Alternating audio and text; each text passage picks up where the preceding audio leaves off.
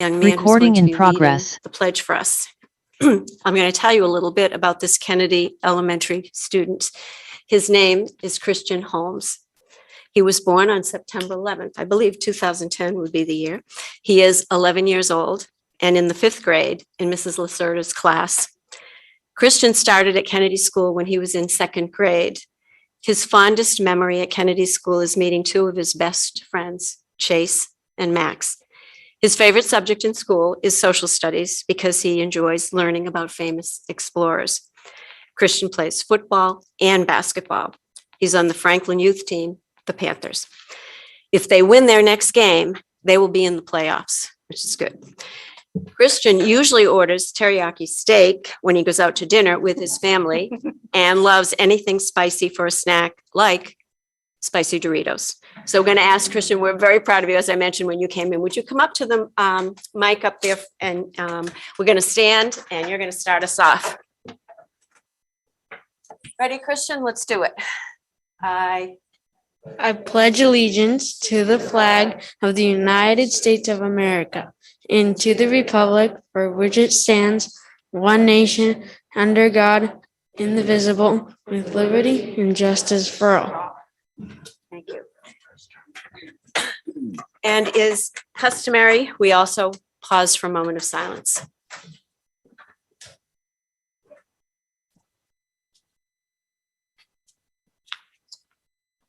Thank you.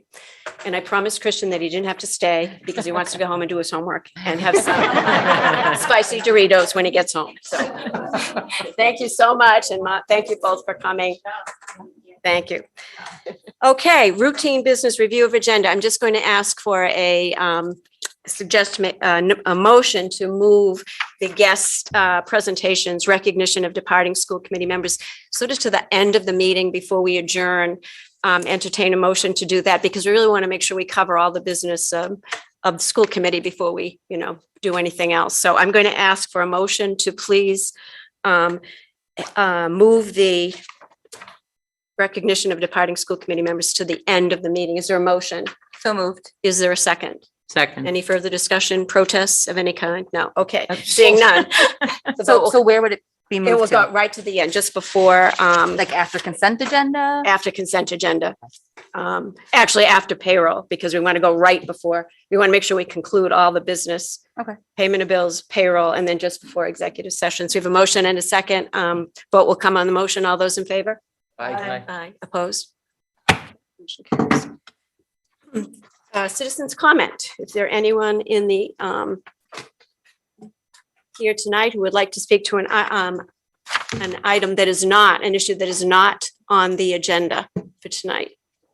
And I'm just going to read you a little bit of come right up to the microphone. I just want to read a little bit about citizens comment, okay? In the spirit of open communication, the committee will hold a public participation segment, also called citizens comments, about matters not related to an agenda item at the beginning of each regular school committee meeting. The committee will listen to, but not respond to any comment made.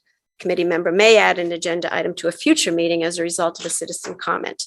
The committee will hear public comments related to an agenda item when the chair deems appropriate during the committee meeting. Topics for discussion during the meeting must be limited to those items listed on the committee meeting agenda for that evening.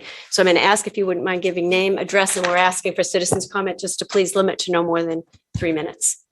Sure. Hi, I'm Angela Spring. I live at 4 Rocky Road. Good evening. Tonight, I would like some clarification and a clear definition on who is considered a protected student in the Franklin School District. Who is in this category? Who decides who is in this category? What prompted this question is a statement that was made in my daughter's class a couple weeks back. A male student came back from the bathroom and relayed to the entire class and the teacher that there was a female crying in the bathroom. The teacher was quick to respond and said, actually, it is a male student crying, and I hope that you did not say anything to this student because they are a protected student. He said, no, I didn't. I just saw that she was crying. The teacher continued and said that it was not a female crying, but a male student, and hoped that they were not bullied because they are a protected student. And anyone that bothers or bullied this student would face severe punishment because they are in that category. So my daughter asked, who's protected? Who is not? How are they protected? So I reached out to the principal and he took the time to call me back, as he always does. We had an open conversation and he said that it is a group of students that would be protected if they were bullied for being, example, a transgender or a minority, or if my daughters were bullied for being girls, they'd be protected. I said, what if they're bullied for being white? He said, I don't know. So I reached out to the superintendent to seek an exact definition, and she responded with another question asking where this context came from. And then that was the end of it as of now. So I would like to know who's protected. Where can I find this information? Where does it come from? I think if any student is bullied for whatever reason, they should all be protected under one umbrella. We're all taxpayers. Why have a separate category? There should be no division, and I just would like this definition spelled out for me. Thank you. Any other citizens comment? Did you say, state, oh, do you want to write, that's kind of low. I got to hold the mic. Okay. Might be even easier. You might give your name and address, please? So Mike Vadira, Marvin Avenue. I am here because my wife is running for school committee and she was unable to attend the candidates night on October 21st. And so she provided a statement, and that statement was not read in its entirety. And it was said to be not read in its entirety because it was over the 1 minute mark. And looking at the recording, it appeared that there was 3 out of the 4 incumbent candidates that were read in their entirety, and they were over 1 minute. And so, and also the event ended 25 minutes early. So I think there was plenty of time. And so I'm really here because I thought that was unfair, and I wanted to make sure, and I think it's owed to her and the citizens of Franklin to understand her full statement. And so what I'm about to read was cut out of her statement specifically. And it's from a book that's being recommended in Franklin high schools to juniors. And it's very graphic. And so if there's anybody at home that's listening that's not an adult, I really hope that you just cover your ears or don't listen to this part. Can you just make sure though, just because of content that you keep it within in terms of the time limit, and also just Sure. in terms of language, just because we know a lot of young people are right here in the audience. So I'm sorry, this is from the Bluest Eye by Toni Morrison. So it's a recommended reading in the high schools in Franklin. yeah, I understand that. I'm just saying that that's for juniors in high school, and we have a lot of other people. So yeah. Go ahead. Okay, Go ahead. so I'm going to go ahead and I apologize if this is sensitive to anybody, but again, I just wanted to make sure everybody understood this. He could have been an active homosexual, but lacked the courage. Bestiality did not occur to him, and sodomy was quite out of the question, for he did not experience sustained erections and could not endure the thought of somebody else's. And besides, the one thing that disgusted him more than entering and caressing a woman was caressing and being caressed by a man. His attentions therefore gradually settled on those humans whose bodies were least offensive, children. And since he was too diffident to confront homosexuality, and since little boys were insulting, scary, and stubborn, he further limited his interests to little girls. They were usually manageable and frequently seductive. So I have a quick question. Does anybody here support this type of language? I don't see anybody raising their hands. And I think that's a big problem. I think parents have a right to determine when and if their children are subjected to this type of language. Now, we have glaring issues staring us down. And yet we are spending $75,000 on this year's budget to form committees for diversity, equity, and inclusion, and equity audits. Yet we are recommending these types of books to our children. Now, I didn't need to be part of a committee, and I didn't have to be part of an audit to uncover what can be emotionally harming to our children. Thank you. Thank you. Thumbs up. Thank you. Anyone else? Citizens comment?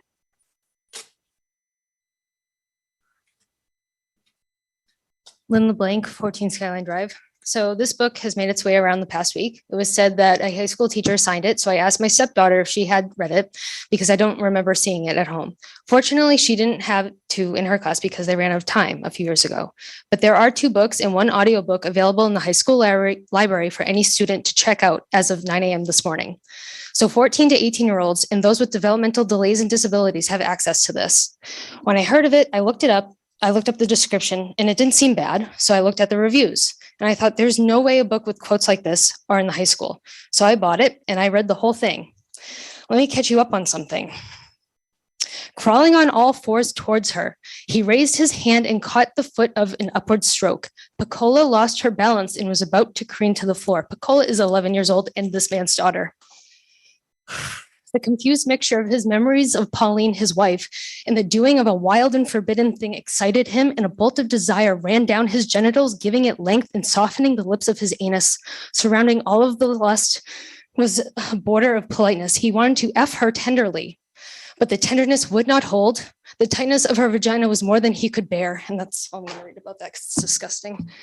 From my understanding, the school committee doesn't approve curriculum or lesson plans, which is great, but who on earth is responsible for giving this to our children and also approving the lessons for the teacher to use? That was just one excerpt from this book. As you can see, there's many others that I bookmarked. They go into detail of rape, pedophilia, and bestiality. If you made this book verbatim into a movie, no one under the age of 18 would be allowed to see it.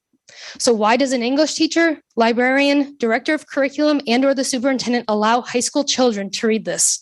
Unfortunately, there are children who have lived through or are currently living through the trauma of rape, abuse, or incest, and you're telling them to rehash it internally without a licensed, trained, or trusted therapist there to help them.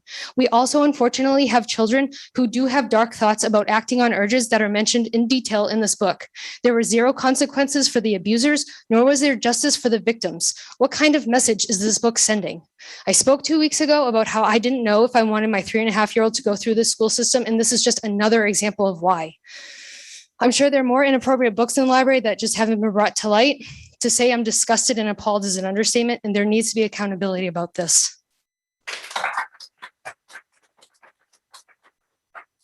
Anyone else? Citizens comment?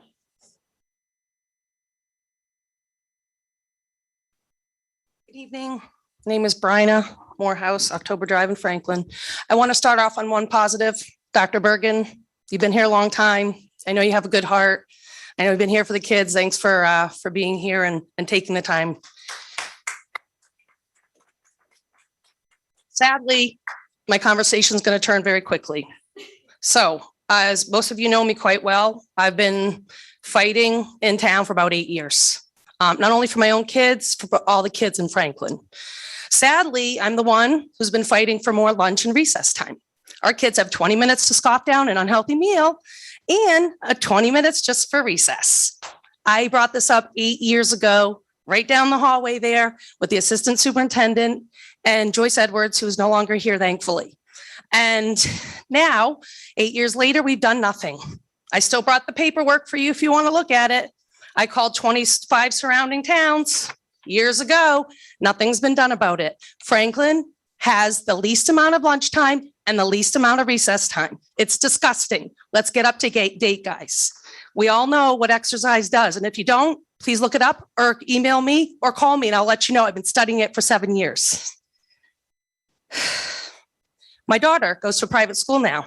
Why? Because we had to pull her out. Things got so bad. She actually has 45 minutes recess herself in 8th grade. Pretty disgusting. And she has a half an hour for lunch. Next, a puberty talk in 4th grade. This is what it was called, but it was a pre-sex talk. Thankfully, at least the school let us know about it. But if you were a parent who dug deeper, you would have watched the video. And it was talking about male sperm and girls getting pregnant and all of the above. Clearly a sex talk. If you have a child that's going to ask any questions, you're going to have to go into detail. But it was about a pre-sex intercourse. talk. For a 9-year-old. Thankfully, at least the maybe school let that's us know what they about need to it. do. For my But if 9-year-old you daughter, were I a didn't parent need to do who it yet. dug I would like to deeper, keep you her would have watched the innocence as long as video. I can. And it was talking about male sperm and girls getting pregnant and all of the above. Clearly, hate you a sex give. talk. If you have a child that's going to This is a ask sign any to fifth questions, graders in Franklin. you're going to have to go The into hate you detail. give. about But it was a intercourse. pre-sex talk. For a 9-year-old. Guess what? Thankfully, some at least the parents, school maybe let us that's know what they about need it. to do. For my But 9-year-old if daughter, you I were a didn't parent need to who do it yet. dug I would like to deeper, keep you her would have watched the innocence as long as video. I can. And it was talking about male Why? sperm Let and me girls getting pregnant and all of the above. What's the first Clearly, hate you a give? sex You a talk. couple If you have a quotes. child that's going to This is a ask sign any to fifth graders in questions, Franklin. you're going to have to go The into hate detail. you But it was a give. pre-sex talk for a 9-year-old. Guess what? Thankfully, Some at least the parents, school maybe let that's us know what they about need it. to do. For my But if 9-year-old you daughter, were I a didn't parent need to who do it yet. dug I would like to deeper, keep you her would have watched the innocence as long as video. I can. And it was talking about male sperm and girls getting pregnant and all of the above. What's the first Clearly, hate you a give? sex You a talk. couple If you have a quotes. child that's going to This is a ask sign any to fifth graders in questions, Franklin. you're going to have to go into The hate detail. you But it was a give. pre-sex talk for a 9-year-old. Guess what? Thankfully, at least the school let us know about it. But if you were a parent who dug deeper, you would have watched the video. And it was talking about male sperm and girls getting pregnant and all of the above. Clearly, a sex talk. If you have a child that's going to ask any questions, you're going to have to go into detail. But it was a pre-sex talk for a 9-year-old. Thankfully, talking about the first 2 pages of this book. I sip my drink and spit it back out. This drink was liquor. Thanks, Bryna. I'm going to close it down. I also know about the bluest eye. It's repulsive. Every parent needs to read the bluest eye in the school system, and you need to speak up. These books and these things that are inappropriate in this town have got to stop.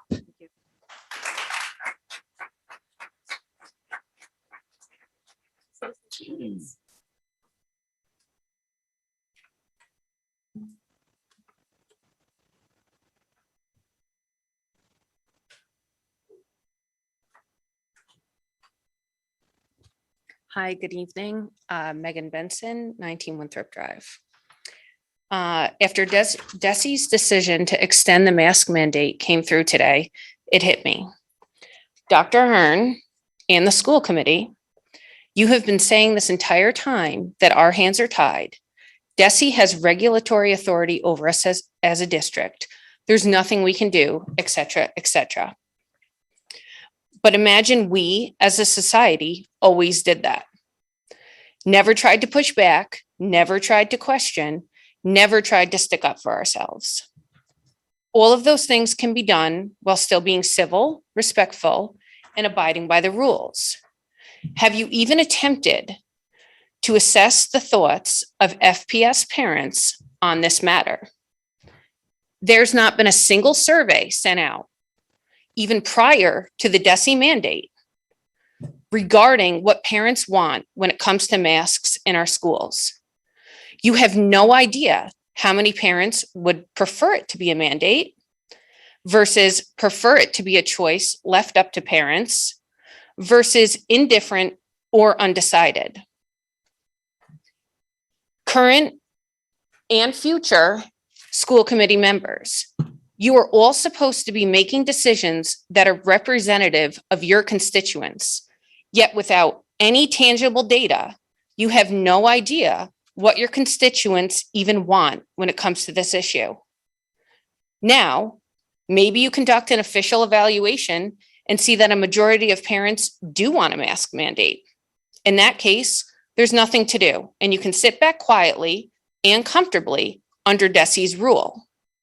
However, what if an official evaluation reveals that a majority, or even a close majority, would like mask wearing to be a decision left up to parents? At that point, wouldn't you feel a bit obligated to go to DESE and explain that? Relaying that message wouldn't be violating any rules.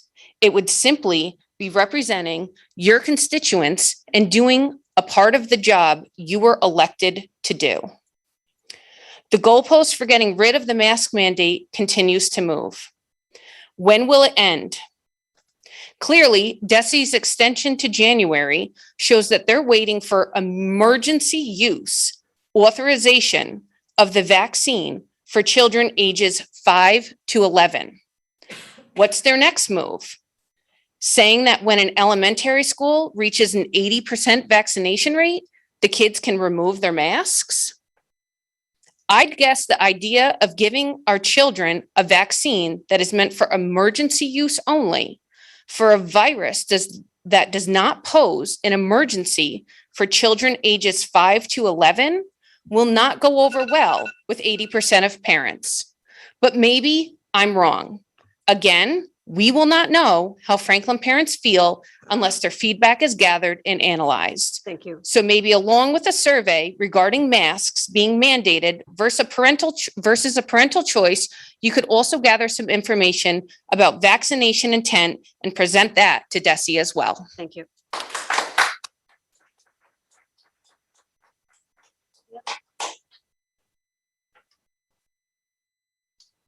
Kevin DiCrescenzo, 51 Miller.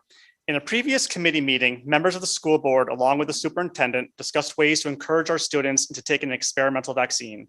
They discussed giving away pizza or ice cream or conducting a raffle.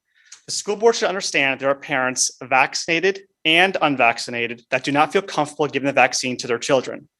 I am not a qualified health professional, so I'm not making any recommendations one way or the other. I'm just suggesting that no one on the board should be forcing or coercing anyone to take a medication, because you guys are not qualified either. Any medical decision should be made by each individual family with informed consent from a health professional. It's okay if you disagree with how I feel about vaccinating children. That is what makes us human. And I support every family in whatever decision works best for their family. But I also feel the school board has the obligation to allow for a forum in which all sides can be fairly presented. Sharing ideas from opposing views can only benefit all of us, especially with the soon to be pushed effort to try to vaccinate our 5 to 11-year-olds. How many of you are familiar with the VAERS database? This database tracks adverse reactions to vaccines. It's managed by the CDC and the FDA. Do you know the latest data reflects over 17,000 people have died from taking the vaccine? Do you know over 6,000 adverse reactions have been reported in children 17 and younger? The 6,000 includes deaths and irreversible heart disease. And these are the numbers that are being reported. Imagine what the real number is. The survivability in our children, if they get COVID, is well over 99%. There are parents that do not feel the potential reward of taking the vaccine is worth the risk of taking a vaccine that has no long-term studies and remove the 5 to 10 years of trials a new drug typically has. These adverse reactions do not just affect the vulnerable. It can affect any one of us. It even affects our elite athletes too. NBA player Brandon Goodwin ended his season earlier this month and potentially his career. He developed blood clots shortly after taking the vaccine. Just the other day, the Prime Minister of Great Britain, Boris Johnson, said, and I quote, "The vaccine won't stop you being infected or passing it on." So why are we forcing it upon people? How many of you know someone who got COVID but were fully vaccinated? So my ask for the school board, it's simple, a couple things. Do not offer up any recommendations that you're not qualified to do. When providing guidance, quote the scientific study where you're getting the information from, not just the person or the agency that said it. And last thing, allow for a productive forum to discuss mandates with everyone in the community. Thank you for your time. Anyone else?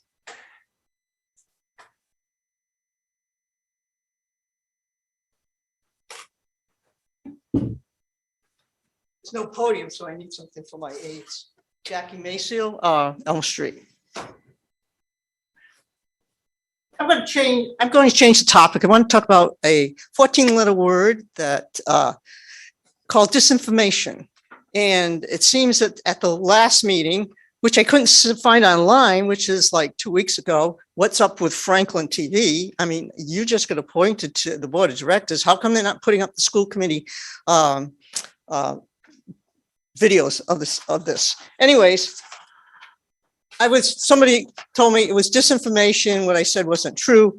Well, if you notice, this is a copy of your superintendent's slide that she used. Oh, don't forget the part that's important now, that she gave to the town council.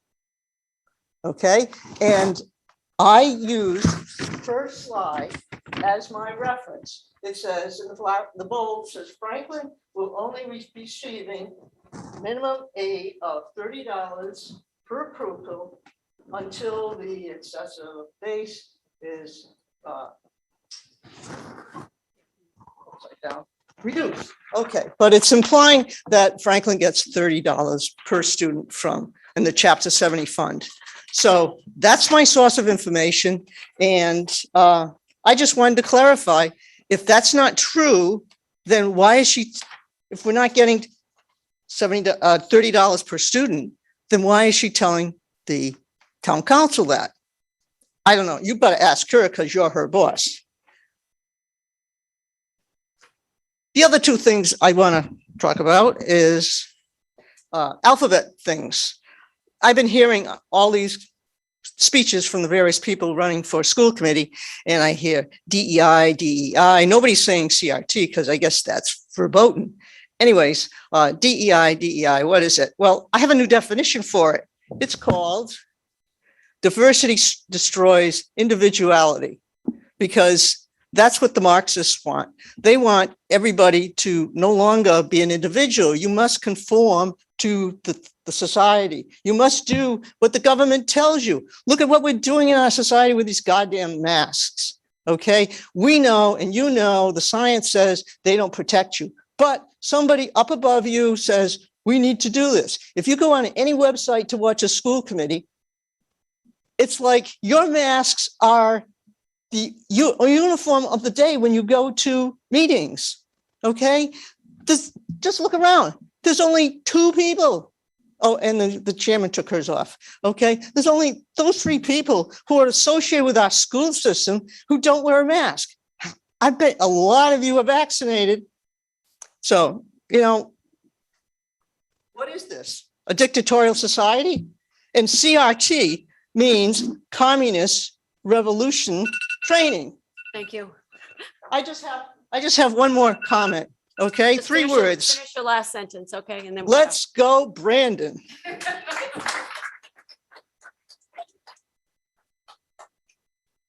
Anyone else? I'll let you Google that. Anyone at home on Zoom? Citizens comment? Can you see anyone? I don't see any hands Okay, raised. No. very good.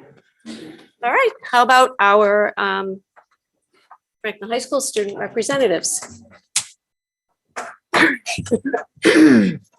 Okay. That was anxiety ridden. I'm Mackenzie Atwood. I'm the treasurer of the class of 2022 at Franklin, the senior class. I'm also a part of our theater company at the school. So we are doing Mamma Mia as our fall musical, and that will be performed on November 12th and 13th. It's on Friday and Saturday. Friday it's 7 o'clock, and Saturday it's 2 p.m. and 7 p.m. Along with that, plugging the theater company, we're doing a trunk or treat this Friday from 4 to 7. This is open to the whole community. It's $5 entry fee. Wear costumes. Kids can come around and, you know, trunk or treat out of people's like trunk cars. And if you want to enter your car to be a part of the contest, you can decorate it, and that's $10 to enter your car. Going off of that, also I wanted to mention that the FHS band and orchestra will be playing in the pit for Mamma Mia. So that's super exciting to get live music back to our musicals. Next up, the National Honor Society is starting their personal community service projects. So part of the National Honor Society is students at FHS are to create their own personal community service projects where you should be dedicating. Yes, the trunk or treat is at FHS. Sorry. It's in the FHS front parking lot from 4 to 7. So the National Honor Society is required to a minimum of 25 hours as a community, or a self-run community service project. So to plug my own, my friend and I are going to, since the theater budget was cut for like younger students, so middle school and elementary school, or like what all happened with like the music and such cuts a couple of years ago, I decided that my community service project would be to run free theater clinics for middle and elementary school students. So that will be coming to I will be starting to promote that soon. So just to make it aware, just because I have the luxury of, being able to say this here. On the topic of masks, I know some friends from Medway High School who they recently reached the 80% vaccination marks, and the high school had personally decided that they would not allow masks to be optional until they received 50% of students to sign up for regular testing at the school. So I just wanted to mention that what surrounding towns were doing, just because I think that might be something interesting to consider. We had our senior prom that was delayed. That was really fun. Everyone had a lot of fun at Lombardo's. Now we're just going to be working on finding themes for our senior banquet and planning that. The AP portal is open to pay for your AP exams, unfortunately. And I just wanted to share that I think seniors are starting to feel a lot of stress coming back to school for their first kind of semi-normal school year, since technically freshman year was our only normal year of school. But we did have a normal start to our sophomore year. And I think we're starting to feel a lot of stress now that we're coming back to school and also having to apply to colleges at the same time if people are choosing to go to college. So I just wanted to share, if any teachers are watching, to be mindful for seniors and for all students that this is very stressful and we're really not used to school yet anymore. So it's kind of it's hard. It's a hard transition that we didn't all really expect. So, I also just wanted to make a comment. Teachers have been enforcing masks like very heavily, although lots of students are not very, they're not really listening to those enforcements. So it's a little frustrating because I know there's many comments about, like we've just heard about, even though students who are fully vaccinated, they will still be respecting the mask mandate and wearing them above their nose the proper way all day. I think it's important that we all are very considerate of the people around us and the choices that everyone makes, because whether or not you believe that masks work or believe that the vaccine is, useful or it works at all, I think it's important to just consider the well-being and safety of others, because though the statistics of people dying from vaccines might be very shocking and horrifying, I think the statistics of people dying from COVID-19 are a bit more horrifying. So just wanted to share that.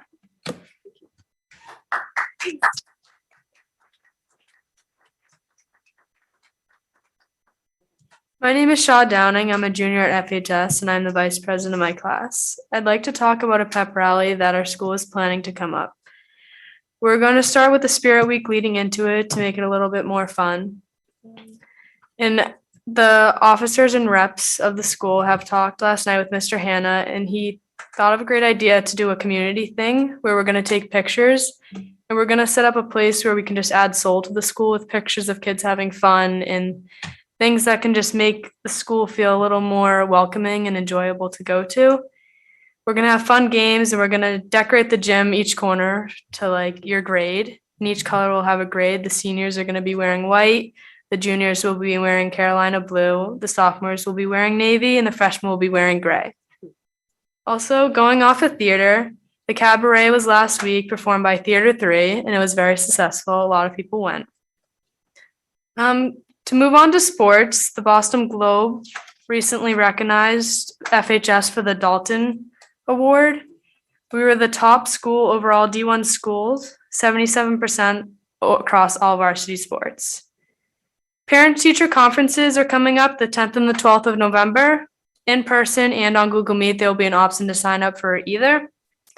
The first quarter ends the 9th of November, and picture retakes are the 29th of November.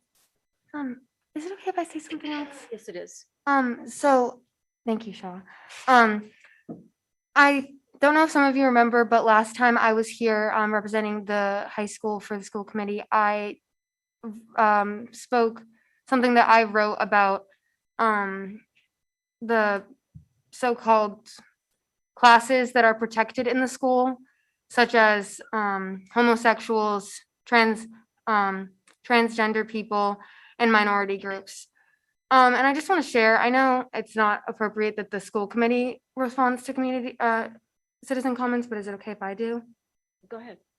I think what should be known is that at the high school level, we have meetings at the beginning of every school year outlining what protected classes are in the school. That protected classes is what they're called, and it basically engulfs everybody. So everyone is protected by the school, no matter what your race is, no matter what your gender is, no matter what your gender identity is, to be specific, and no matter what your sexuality is, religion, everyone is protected. And we know that because we're in the United States of America. I mean, everyone is protected, though it's not what is not clear about school environment is that though everyone is said to be protected, that is not followed through. So kids every single day, and being in theater, there's obviously that stereotype that everyone in theater is gay. And yeah, you can say that it's pretty true because a lot of us are gay and it's somewhere where we can be comfortable. And that's a safe space. But when kids are coming to theater every single day telling me, oh, I got called a faggot in the hall today, or I got called a racial slur in the hall today, that's not something to, joke about, though it's become something that we're so numb to that it becomes a joke. So I think it's important to understand that, yes, everyone is protected at the school, but being someone who is Caucasian is not something that you're getting bullied about.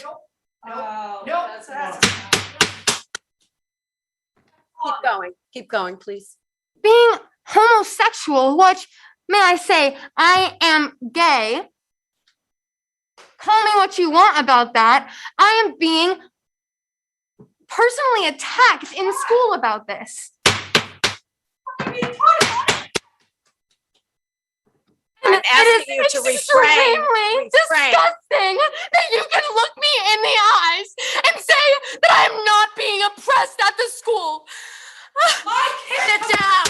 You will be asked to leave. Please sit down. It has to stop. This is the indoctrination. We are going to ask for a slight There's no such adjournment. thing as a gay agenda. There is no such thing as a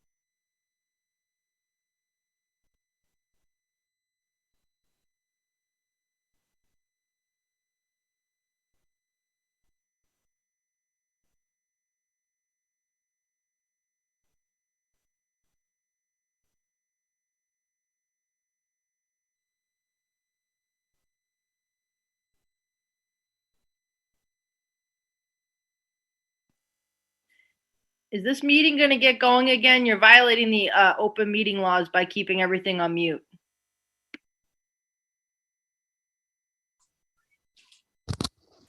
Perhaps if adults could act like adults, they wouldn't have to. Well, regardless, because we're not there, they're still violating the open meeting laws by muting all the things that are being said in the room right now.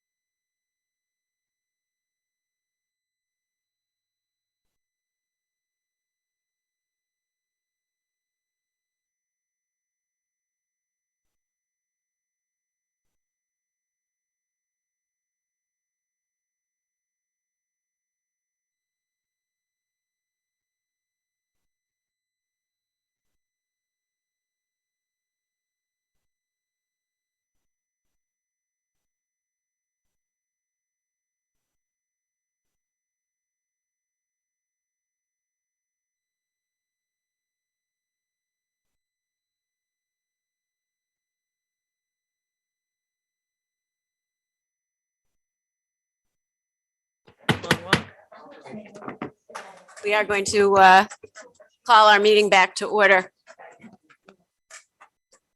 With just a gentle reminder and announcement, everyone this evening was accorded the respect and courtesy of coming up and sharing your profound thoughts, your viewpoints, your opinions. And I just respectfully ask that you accord our students the same right tonight.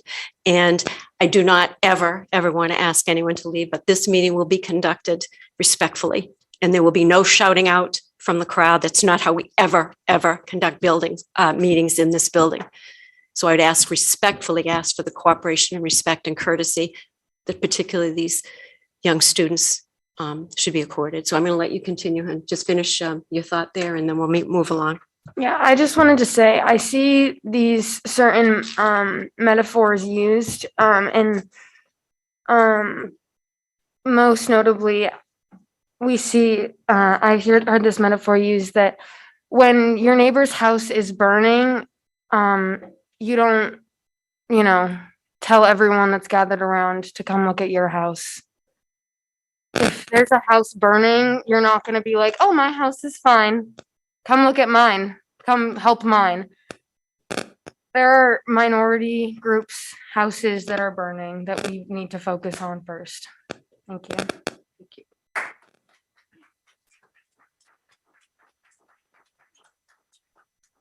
I want to thank you, both of you, especially, speaking from your heart and the courage, that it takes, but also the vibrancy and all the wonderful activities that are going on in the high school, and just keep reminding everybody about what schools are all about. And you're coming here tonight, and particularly the Dalton Award. That's a huge award for the town of Franklin to get. I mean, that's sportsmanship.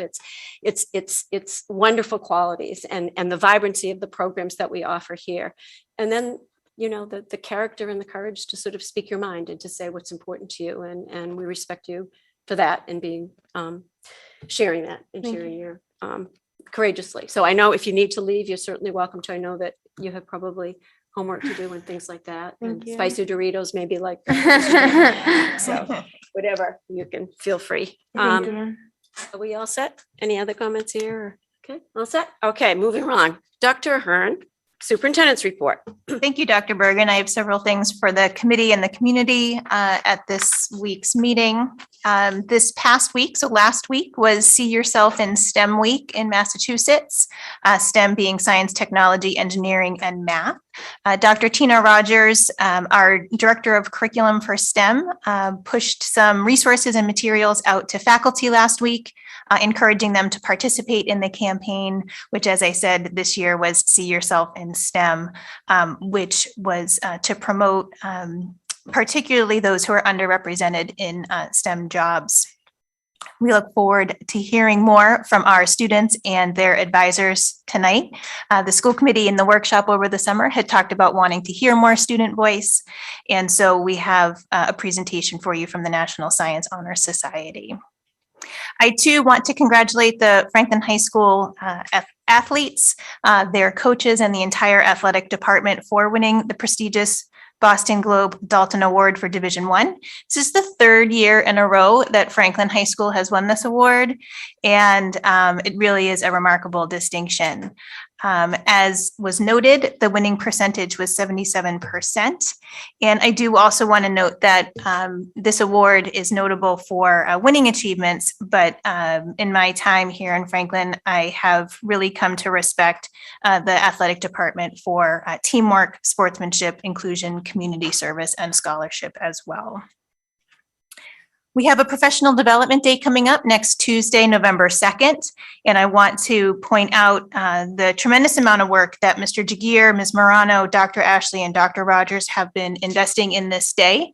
They have met with the Professional Development Committee, which is representatives of the Franklin Educators Association, and are looking to be, as I had noted, in some previous meetings, more responses to the wishes of faculty and staff by creating some more personalized professional development opportunities, while also making sure that PD is provided to support district initiatives. So the framework includes morning sessions that are pre-planned for our educators, and then afternoon sessions that are providing educators with choice.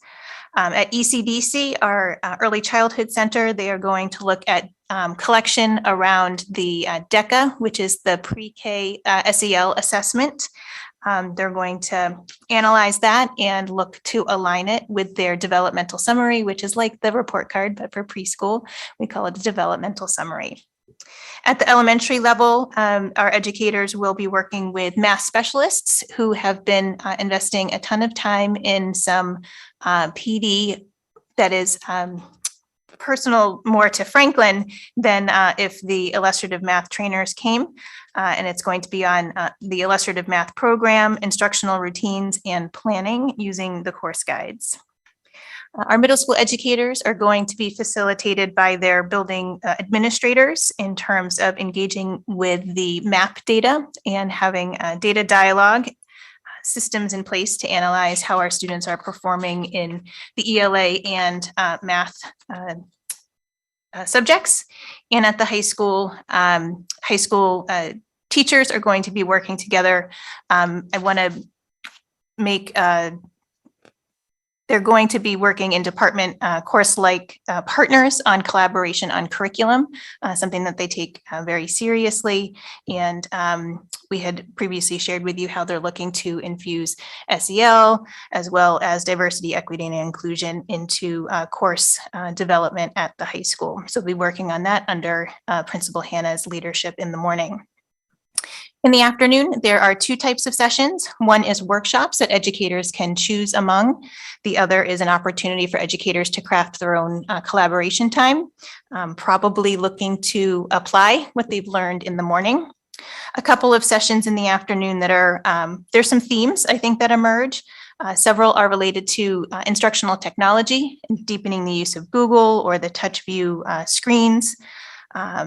Pear Deck, another title called No Red Ink, Tools and Strategies for Assistive Technology for Occupational Therapists.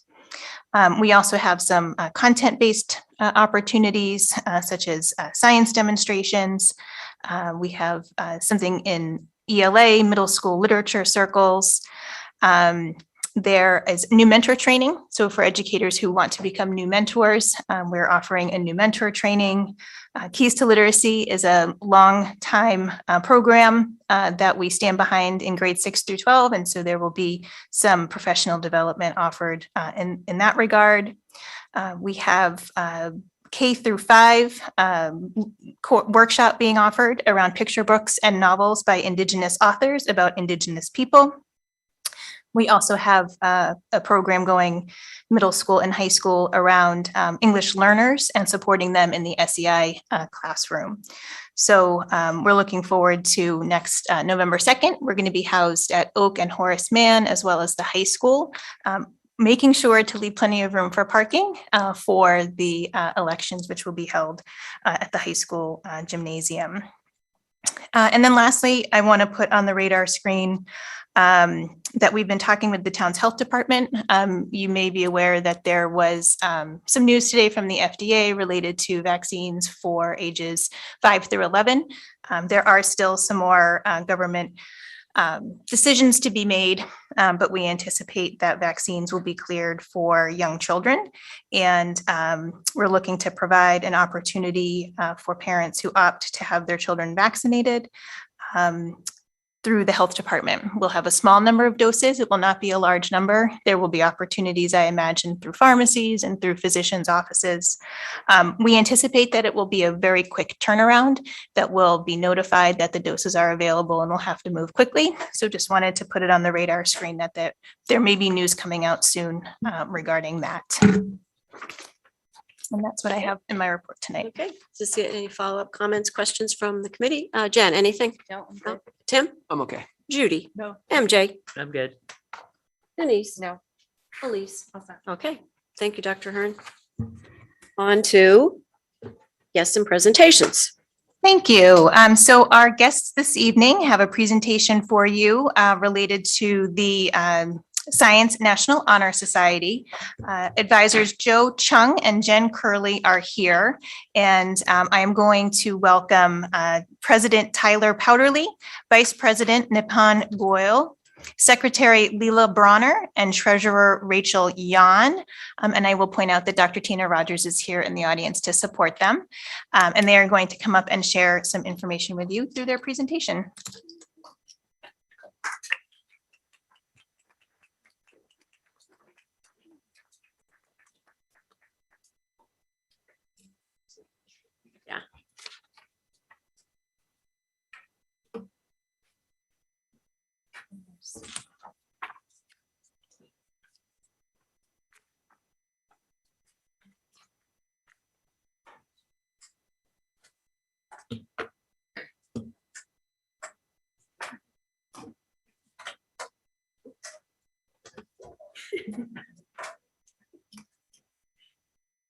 Set. Whenever you're ready, take it away. Good evening, everyone. My name is Tyler Powderly. I am the president of the Franklin High School chapter of the Science National Honor Society. I just wanted to thank the school committee for giving us this opportunity to speak here tonight. Thank Dr. Ahern and everyone else who put work into this. So I'll let the other officers introduce themselves. Hi, everyone. My name is Nipan Goyal. I'm the vice president of the Science National Honor Society. And once again, thank you so much for having this. We really appreciate it. I'm Rachel Yan. I'm the treasurer of the National Honor Society for Science. I'm Leila Bronner and I'm the secretary. So just a bit of background on the Science National Honor Society and a bit about who we are. So we are an honor society based in Franklin High School. This year, we have about 140 students comprised mostly of juniors and seniors. And with this being an honor society, it is selective in terms of GPA. There is a specific GPA requirement to be accepted, a specific science GPA requirement to be accepted. So we're looking for students who have a true passion for science, who like to take science classes, and who perform well in those classes. This is a photo from one of the Science National Honor Society chapters in years past at Franklin High School. But that's just a bit of background on who we are, and we'll go a little bit more in detail about what we do and what our goals are. So our mission is service through science. And to us, this means to engage the youth of Franklin. So we focus largely on spreading like a passion for science. And we want to share our love and passion for the sciences to everyone. And when we apply to Science NHS, there's a prompt that asks you what our mission, service through science, means to you. And everyone gets the chance to think about this and to create their own reason for wanting to be in this. And for me personally, service through science, I thought about wanting to spread love for sciences to young girls and show that other young girls can also be in the sciences, and that we should just break down barriers. So this is a family science night from years past. There's 11 different subject groups for Science NHS, and there's typically around 3 to 5 small groups within those subject groups that each conduct an experiment to showcase at Family Science Night, which is a great opportunity to get involved in. It's going to be occurring on April 13th, 2022 from 6 p.m. to 8 p.m. at Franklin High School, and it is a Wednesday. For the reason why we do this is because we want these experiments to demonstrate how science is ubiquitous in our everyday life. So on the leftmost picture, you can see that there's a crane created to pick up different dinosaurs by the robotics team or the robotics sector of Science NHS. And then the second one is by the ceramics team, actually, that shows the composition of eggs. And then the final one is by chemistry, and that is elephant toothpaste.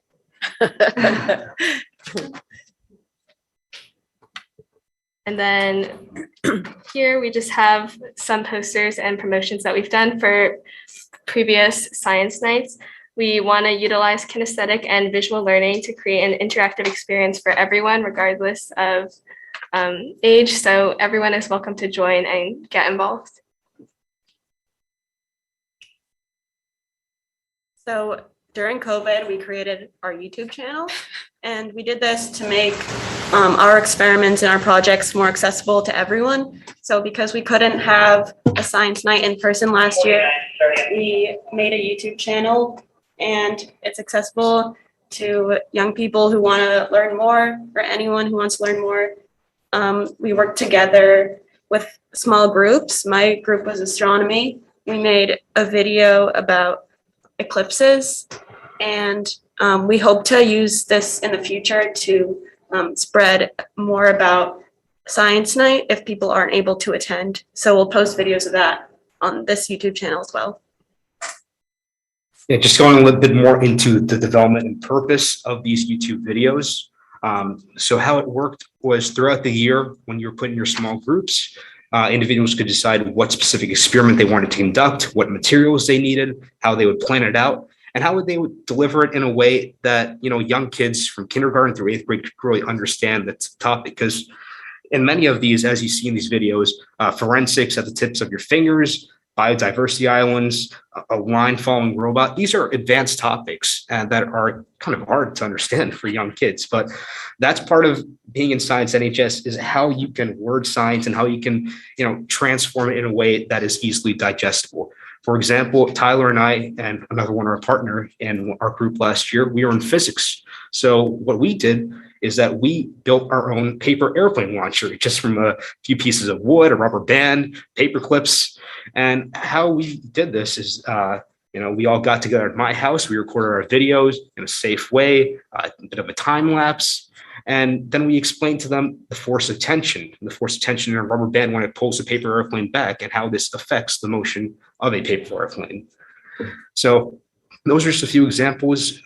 There was a great success overall. We got a lot of views, a lot of great reviews from people and their children watching these videos. And we would like to continue this in the future.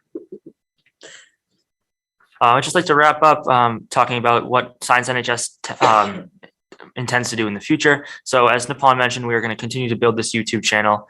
Even though we are having our family science night in person this year, we will encourage the people in each of the small groups to record their experiment or even to live stream at Family Science Night. So people who are at home or can't attend Family Science Night for any reason can still see these projects, and people can look back at previous years and see the projects that have happened in years past. And our goal is just to make it more accessible for everybody. And another project we plan to do is partnering with the Franklin Elementary Schools. We've discussed going to the elementary schools and designing a science-based lesson to kind of align with the elementary school curriculum. So whether whatever they learn in the elementary schools or in that specific grade level that we go to, we design a science lesson. And as high school science students, upperclassmen, we feel that it's our job to kind of educate the youth in science. And our last project, as we mentioned before, is to host Family Science Night coming this spring. So we encourage families to encourage their children to go. It's open to the public, open to anyone that would like to attend. We work really hard on this project, so it's our chance to showcase what we've learned and to educate the youth. And last thing that I might add, in response to tonight's events, I just wanted to say that as an honor society, I feel like we agree, I would think the officers would agree that we promote diversity, equity, inclusion, and all sorts of people have differing ideas, differing opinions. And I believe as people, as leaders, as responsible members, as honor society members, it is our job to promote inclusion and to promote positivity in our community, in our school community, not just in the high school, but to all the levels, to the middle school, to elementary school, and even to the pre-elementary programs. And people look up to high schoolers as the kind of model. Kids grow up looking at high schoolers as the model. So whatever we do, the younger kids respond to. So it is our job to promote those qualities, regardless of people's identity, background, etc. So I felt like that was important to say based on tonight's events. And thank you all for having me.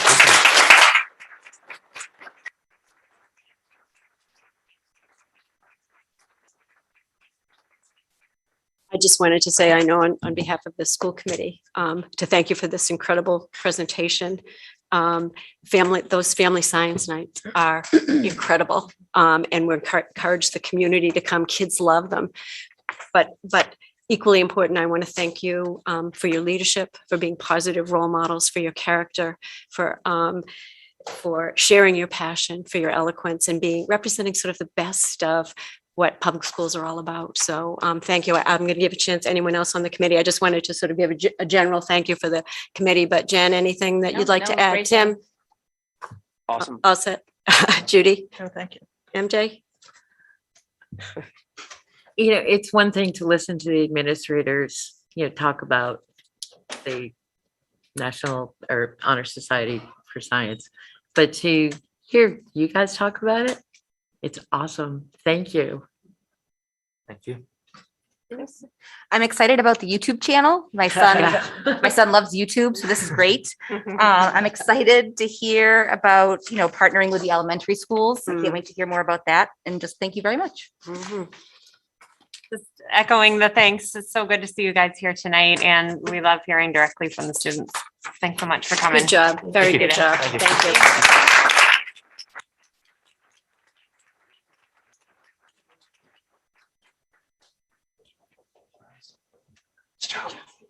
We need none of that. And again, you certainly don't need to stay. You've done a great job. If you want to go home and do your homework or whatever. Do that science homework, Dr. Britt. Yeah, get your science homework done. Thank you. Give them a minute to get out. And then you're going to do the.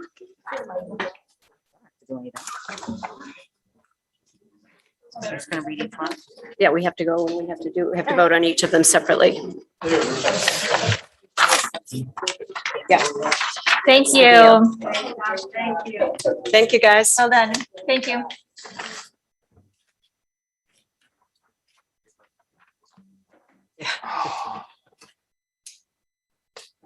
Okay, I think we are ready to go on to the next discussion action items. So the first discussion action item is related to the MASC resolutions. A couple meetings ago, you elected Denise Spencer to be your delegate, and she would represent your wishes from tonight's votes at the MASC Delegate Assembly, which is at the end of next week, pending re-election. So we had talked about that at that time. So we'll go through each of the resolutions, and if you have any questions, we may be able to answer them about impact to Franklin Public Schools.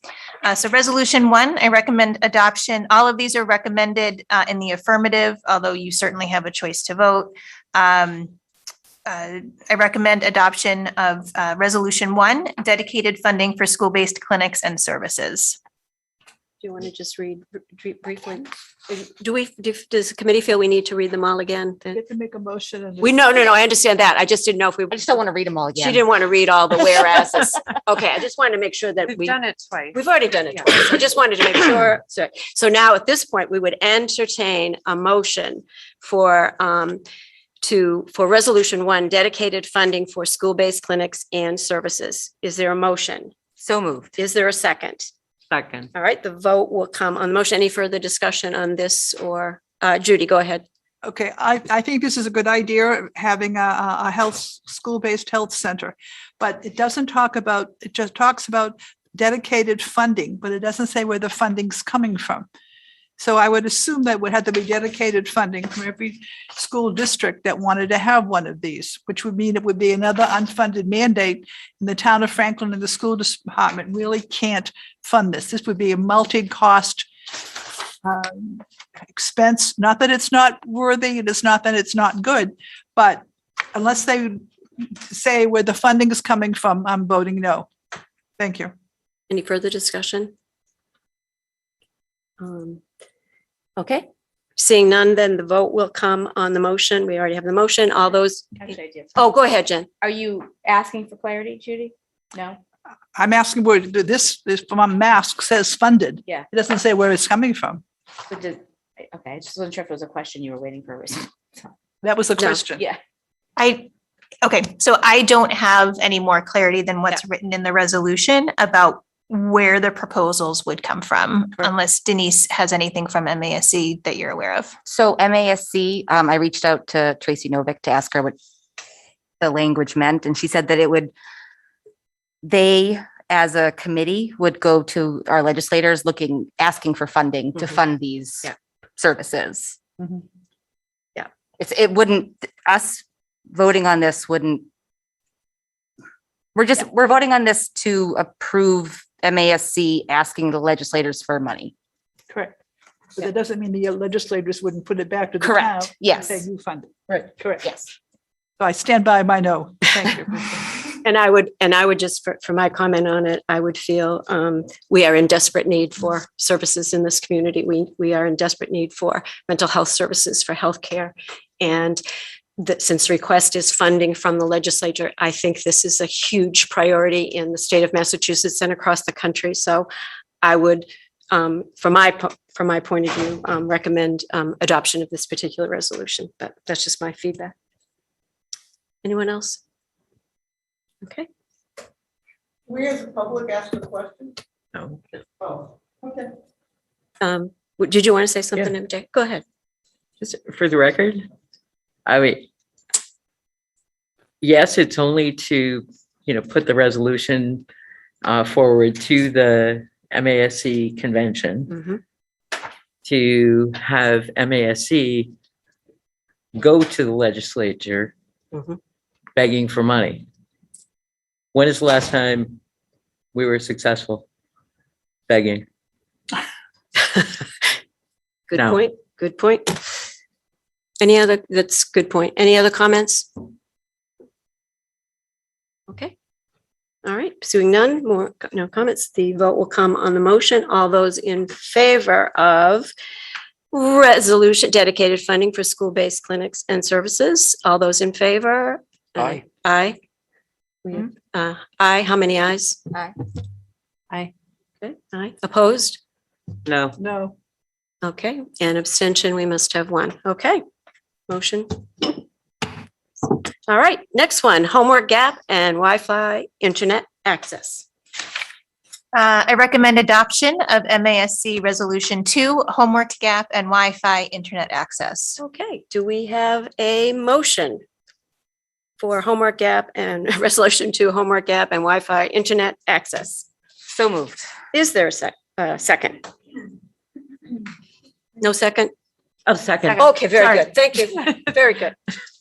We have a motion and a second. Discussion, comments, anything on this particular one?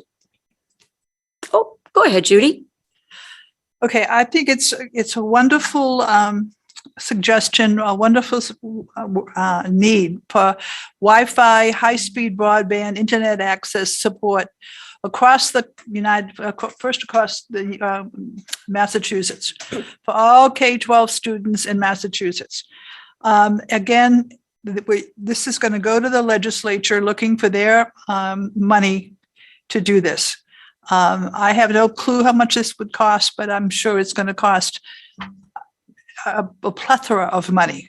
So I'm going to vote no on this, not because I don't think it's a good idea, but because I think asking for this kind of money is just one of 9 resolutions looking for money.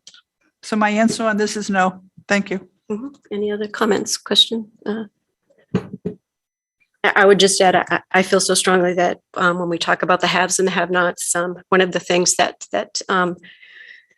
cripples families is not having internet access. And certainly it doesn't seem to be an issue here, but to advocate for the places where they do not have it. I feel that when we're sort of one world and one community, that we have to look out for people who do not have these services. So for me, I'm just, again, my own opinion, just would be in support of seeing this happen in places where they do not have internet access, because I think it deprives those kids of fair and equitable education. So that's just my own viewpoint on that. Any other discussion or? Okay. So seeing none, the vote will come on the, no, do we have a motion? Yes. Yeah, we do. Yeah, we had the discussion. Yeah. Vote will come on the motion. So all those in favor of supporting resolution 2, homework gap and Wi-Fi internet access, all those in favor? Aye. Aye. Aye. Opposed? No. Any abstentions? No? Okay. Passes. Next one, IDA Full Funding Act. I recommend adoption of MASC Resolution 3, IDEA Full Funding Act. Okay. Do we have a motion? So moved. Is there a second? Second. How about any discussion, comments? Oh, oops. I have Judy, a comment for everyone. that's all right, Judy. You go ahead. Go ahead, Judy. Okay. I think this is a great resolution. You want to help special education services. My problem with it is right now they're being funded at 15%, and they want to raise it to 40%, which is an increase of 25%. I just don't think that there's that kind of money in the legislature to do this. Again, with the other two that I said no on, this is a no as far as I'm concerned. Thank you. Anyone else comments? Go ahead, Tim. Follow up on that comment. Given that this is kind of, I think, a question is, so many of these are associated with funding. If these were all to pass across districts, and so there's promotion of these ideas, all of them, like, where does the prioritization come into the discussion? None of these are saying, like, the money is not unlimited. So some of these, like a lot of these, sound great. And like, if we were to vote from our standpoint, we would probably say, yeah, there's probably some prioritization of these that you'd want ahead of others. So if they all pass, how does that come into play, as opposed to just saying, like, hey, we've got, these 9 plus these other 20 that we'd love to request funding for. And so how do you get to a point where there's a prioritization discussion so that something can pass?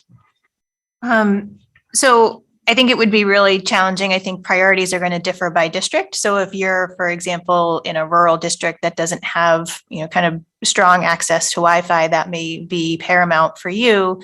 Whereas, fully funding IDEA is more relevant in other communities. So I think it's going to vary, and the legislature would have to take that up and make some decisions about where priorities might fall. I guess I'll take this opportunity to say that I don't necessarily see all of these as requiring additional funding. I think some of them may be, there may be potentials for it to be reallocation of funds or have them be budget neutral. I would point out, related to Resolution 3, that the 15% funding is underfunded as promised in the IDEA law. So that's an issue that they're looking to remedy. And I would say it's probably akin to circuit breaker here in Massachusetts, where fully funding is 75%, but for years we were at 72%, and there were some years where we were even less. So that would be an additional monies, but they are pointing out that there's a discrepancy between where the funding currently is and what was written into the law. Resolution 4 for recess doesn't necessarily need to cost additional funding if it's taken into account with respect to time on learning. And that is one of our challenges with recess. We do have 20 minutes of recess daily, but it doesn't count as time on learning. So with a shortened school day, that is where we run into some challenges. But as written, this resolution would allow recess to be considered time on learning, which would create some flexibility for us and wouldn't necessarily cost us any additional monies based on how that resolution is written. Another example I would point to is an alternative to M.A.S.S. If the state were to redirect what it spends on M.A.S.S. into building a different assessment, that wouldn't necessarily be additive in terms of the budget. So I just, that's a long answer and a rambling one to your question about priorities. I think they're going to differ by district. You have an opportunity, knowing Franklin, with your votes to kind of convey what your priorities are based on the discussion here today. Does that clarify it for you, Mr. Keenan? Yes, thank you. Dr. Hearn, I just had a quick question with the IDEA funding. Would that allow, we are desperate, not desperate, but we always value money for special education. Would this vote give more money to cities and towns because they're going to fund special ed at a greater rate for us and give us more money? Is this something we Yes. would benefit from is my Yes, question? yes. So we Yeah. would see more money in the entitlement grant that Yeah. we would get that would go directly towards special education services. Less would be spent from our operating budget Yeah. if costs were to So this remain would benefit neutral. it. Yeah, that was my question. Yeah. Any further comments, questions on this one? Okay. Do we have a motion? Yeah, we do, because we're discussing. Okay. Sometimes my mind goes. Okay, so we have a motion. Any further discussion? All right. Seeing none, then the vote will come on the motion to support the IDA Full Funding Act. All those in favor would be aye. Aye. Aye. Opposed? No. Okay. Any abstentions? No? Okay, motion carries. The next resolution, I recommend Resolution 4, recess. Okay. Is there a motion to approve Resolution 4? So moved. Is there a second? Second. Is there any discussion on this one? Go ahead, Judy. Okay, I don't have any problem with this one as to money. My problem with this one is, if I'm reading this correctly, it says that to support legislature, at least to give the children at least 20 minutes of safe, unstructural, uninterrupted, free play rate recess per day. But that cannot be taken from student learning time, and the day can't be increased by 20 minutes. So I don't know how in the world kids are going to get 20 minutes of recess. So that's why I'm totally voting no on this one. So my understanding, and I would welcome maybe other interpretations, I think it's hard because there's a double negative in there in terms of it being cannot be excluded. But the way I was reading this is that it would not be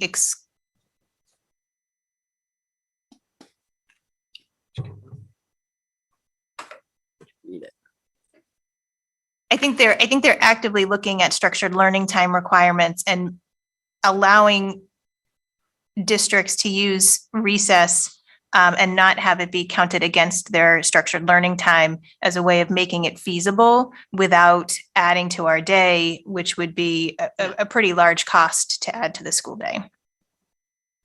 So that was my interpretation. I would agree. I would too. I didn't interpret it that way, so I don't know who's right. I'm sure you are right, but I could be right as well. So I'm going to vote no on this one as well. Okay. Thank you. All right. Any further discussion on recess? Oh, go ahead, Tim. Yeah, I agree that the language on this one is pretty confusing. So if the interpretation by most is that this would count towards structured learning time, that's great. Where I get hung up on it is the 20 minutes, I think is, I know it says at a minimum or at least 20 minutes. Like, I'd love to see it larger than that, especially if it's counted towards structured learning time. I think many people would agree how important this is, as important as maybe a lot of things that happen in the school day. So the 20 minutes, I like that it says at least, but it does seem kind of, in my opinion, less than ideal. Okay. Any further? Okay. Seeing none, the vote will come on the motion. All those in favor of resolution 4 recess, signify by saying aye. Aye. Opposed? No. All righty. Alternative, resolution 5. Done. Okay, resolution 5, I recommend adoption of MASC resolution 5, zero tolerance policies. Is there a motion? So moved. Is there a second? Second. Any discussion? Comments, questions? Tim, go ahead. And then, Oh, I like this one, so. very good. It's good, Judy. Tim? Maybe you could clarify for me, because it's so wordy, so broad, and the idea of zero tolerance policies, I think, covers so much that I could envision in some like the sentiment that it gives me, and maybe I'm interpreting it the wrong way, is like, we want to avoid zero tolerance policies wherever possible. And given that there's probably zero tolerance policies that make sense in some instances and maybe make less sense in other instances, it's hard to think through this one in such a broad manner. It's kind of like saying, in all cases, let's try to avoid it. That was my interpretation of it. I'd love to hear from others if they interpreted it in different ways, but it seems like if there's, things that are, highly violent or criminal, past some certain threshold that, there should be zero tolerance to some things, I think, in my opinion. But I can envision that other instances, maybe not. So this kind of makes it feel like all or nothing, the way that I'm reading it. I don't know if others have the same reaction to this one.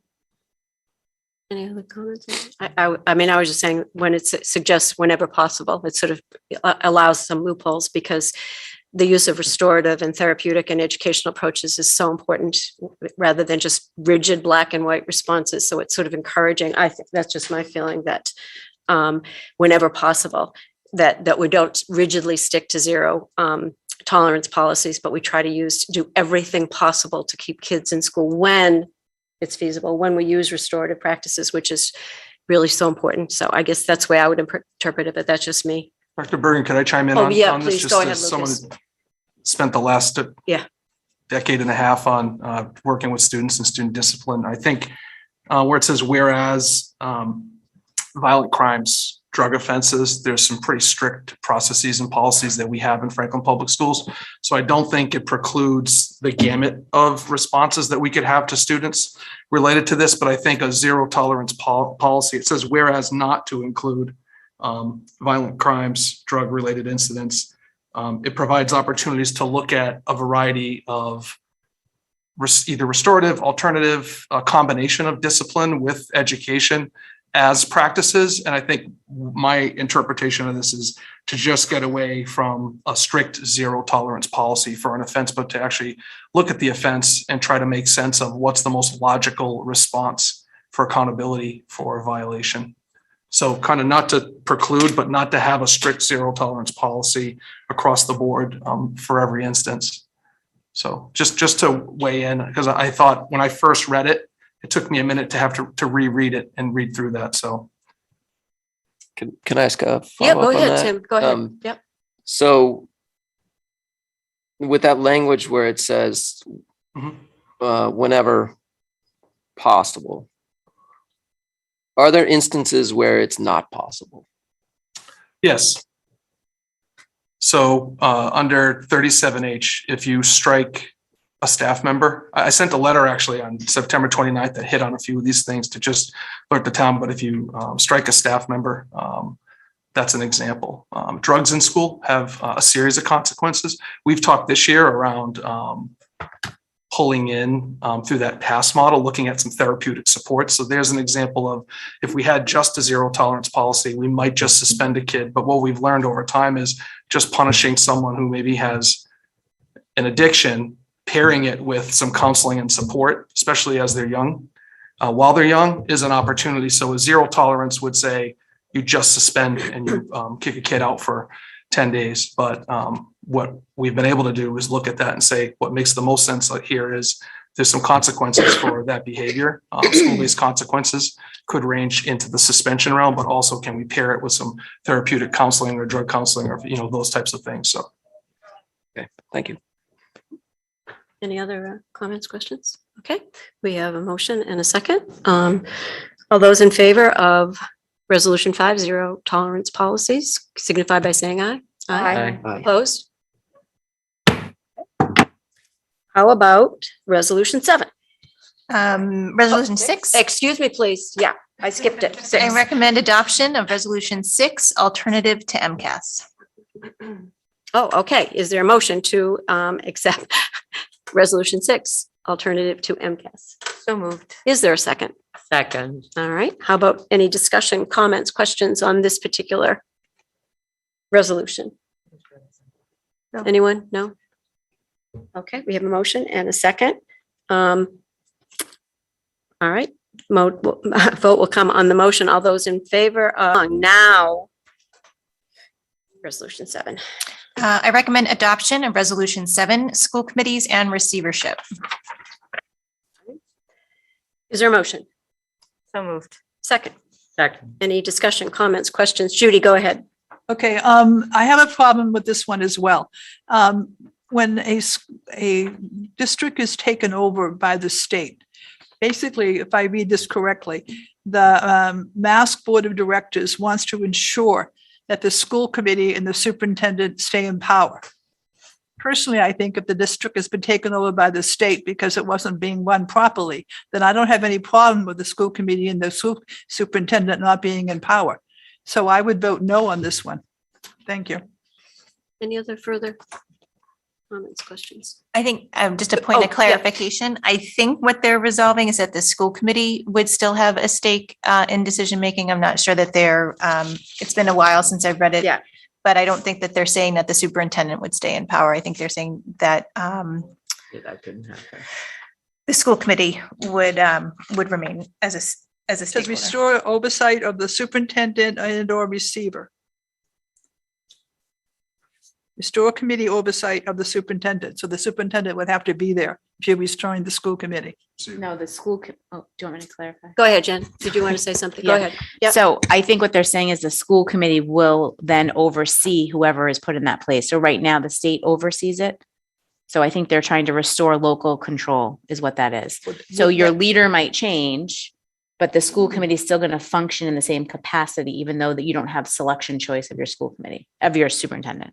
Am I wrong? I think you're right. Okay. Yeah. Thanks. Okay. But the school committee is the one that hires the superintendent. But when you're in receivership, you don't have that control anymore. You lose it's a whole board that comes in. So what they're saying is your school committee will still be a functioning body overseeing the superintendent, even if the superintendent is replaced with a receiver to maintain some level of local input and control, which is not happening right now.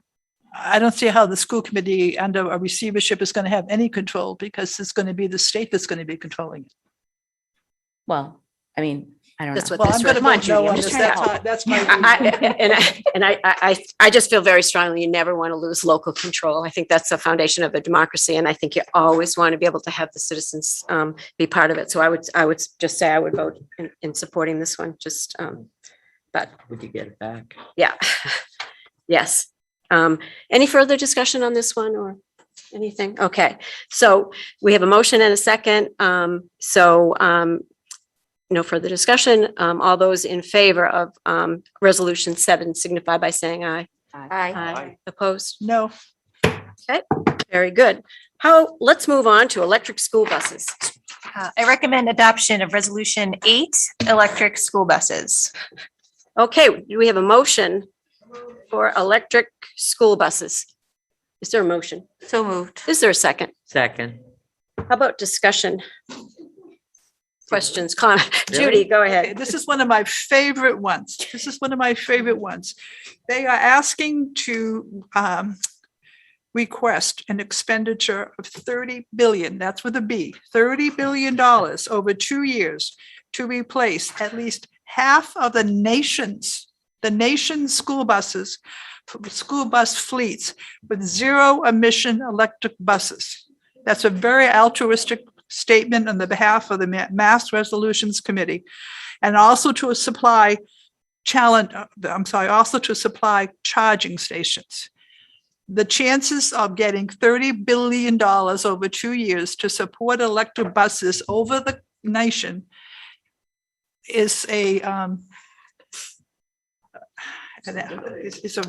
lesson in futility. So I'm voting no. Thank you. Okay, further, anything from the committee? Any other discussion on this one? Tim, go ahead. So it's a staggering number, $30 billion.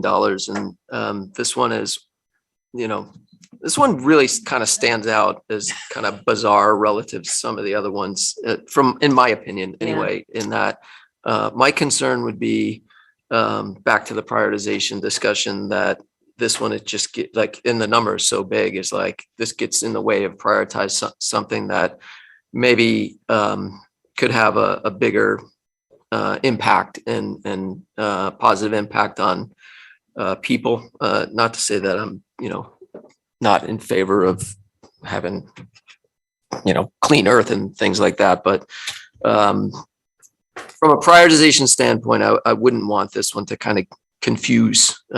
So kind of align with the idea personally that this one just kind of feels odd to include.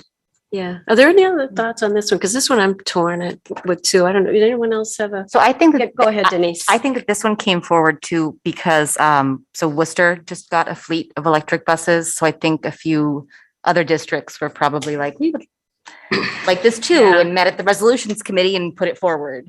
I know. So- This is one I'm torn on because we certainly want, Miriam, anything that you can weigh in, given that you are the transportation guru? Can you help us solve this one? Well, I can tell you, that I can't help you solve it, but I can tell you that there are other communities within the state and within the nation that are moving towards electric buses for the environmental reasons that you can imagine.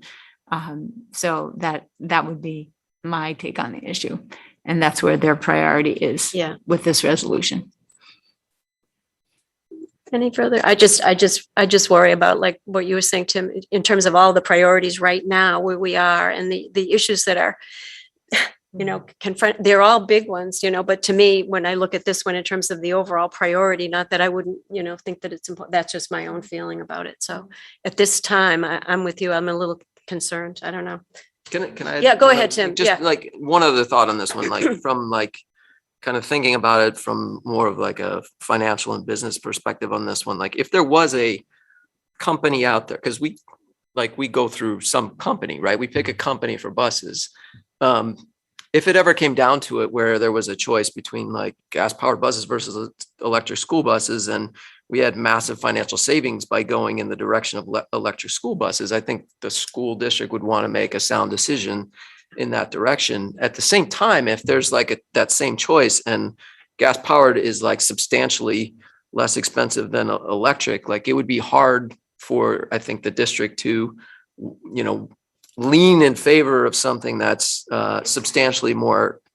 It's almost like kind of let the economics of it play out. Like get a company out there that's going to provide like less expensive electric school buses, and let's get on board. But otherwise, this one just feels a little bit strange. That would make sense to me too, is that with the bus company that we have, that it would be in their interest to start providing electric buses for the schools. It's in their best business interest to do it if there's a savings, rather than asking the legislature to put 30 billion in, excuse me.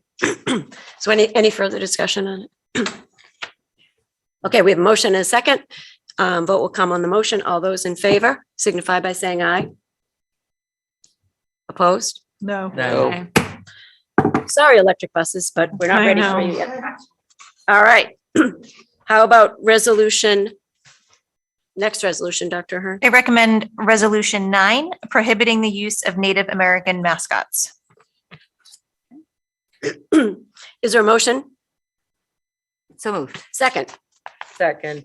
Any discussion, questions, comments on this one? Okay. Seeing none, the vote will come on the motion. All those in favor of Resolution 9, prohibiting the use of Native American mascots, signify by saying aye. Aye. Aye. Opposed? No. Okay, anyone? Okay. Point of information, there's only one voting page on this, and we had 9 different votes on 9 different resolutions. I'm sorry. Are you talking about the cover sheet? Yeah. The actually, right. But you've only signed one voting sheet tonight. We've signed it. Did we sign something? No, we didn't sign anything. There's, Well, when we first You've sat seen down, the- there was The warrant. That's just the warrant for the That's the bills. warrant. Yeah, Okay. that's okay. Yeah, that's fine. But isn't there a vote? Isn't there a separate vote for each of these resolutions? We did take a We did? vote. Yeah, Okay. yeah. Okay. Oh, so we've done that one, right? Resolution. Yep. So we done. we're done. Okay, very good. I just want to thank Oh. everybody because, so I took down a bunch of notes so I can bring it because Thank at the assembly, they ask everyone for comments. So Mhm. I will bring all of these forward. And thank you for the work you've done and all the work behind the scenes in helping us with this, because this is a tough one, so. Pending reelection. Yes. Pending reelection. So that Okay, Saturday, I'll either be there or. I won't. Policy, There you go. second reading adoption.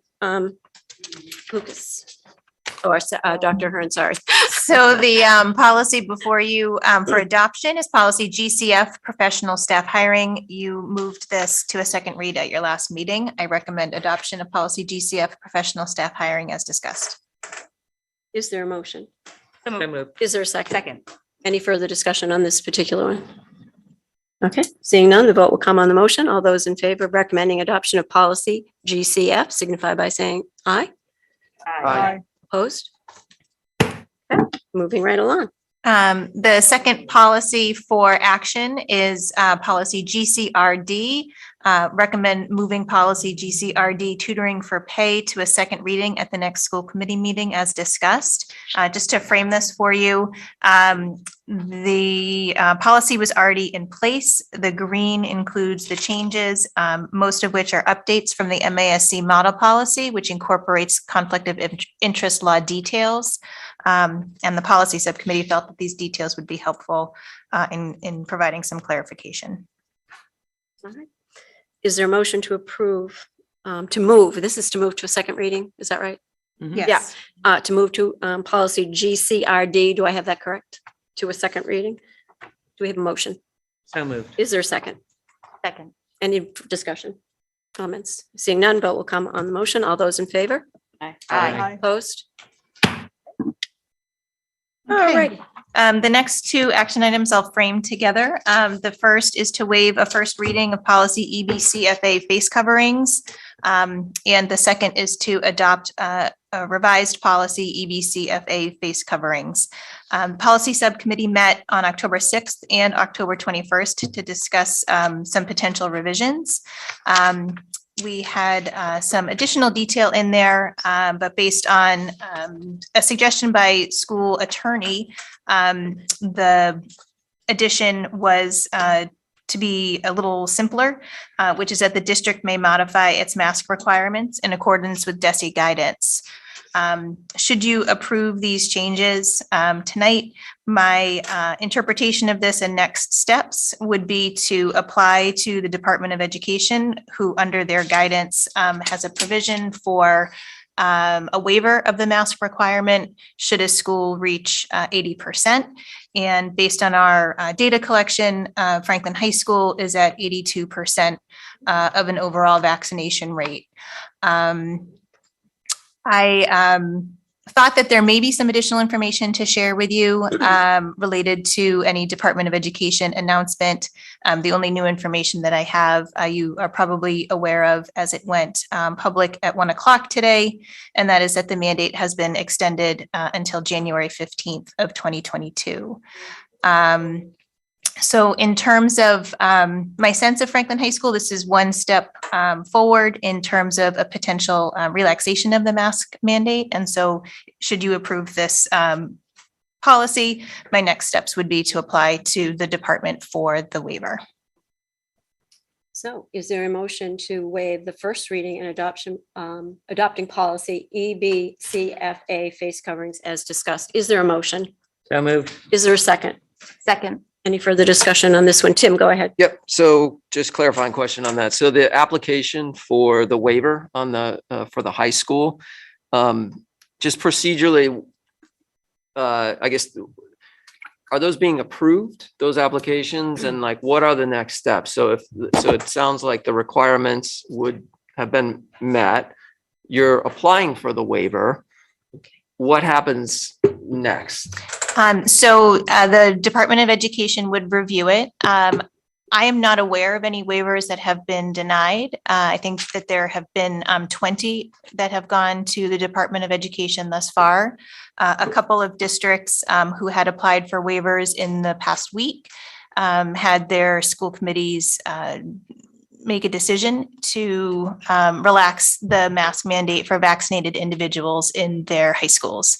So this includes Hopkinton and Medway. You heard Kenzie talk about the decision in Medway. They also included some additional parameters like testing, as well as local health metrics that might result in a mask being put back on and required for vaccinated individuals, the students and staff.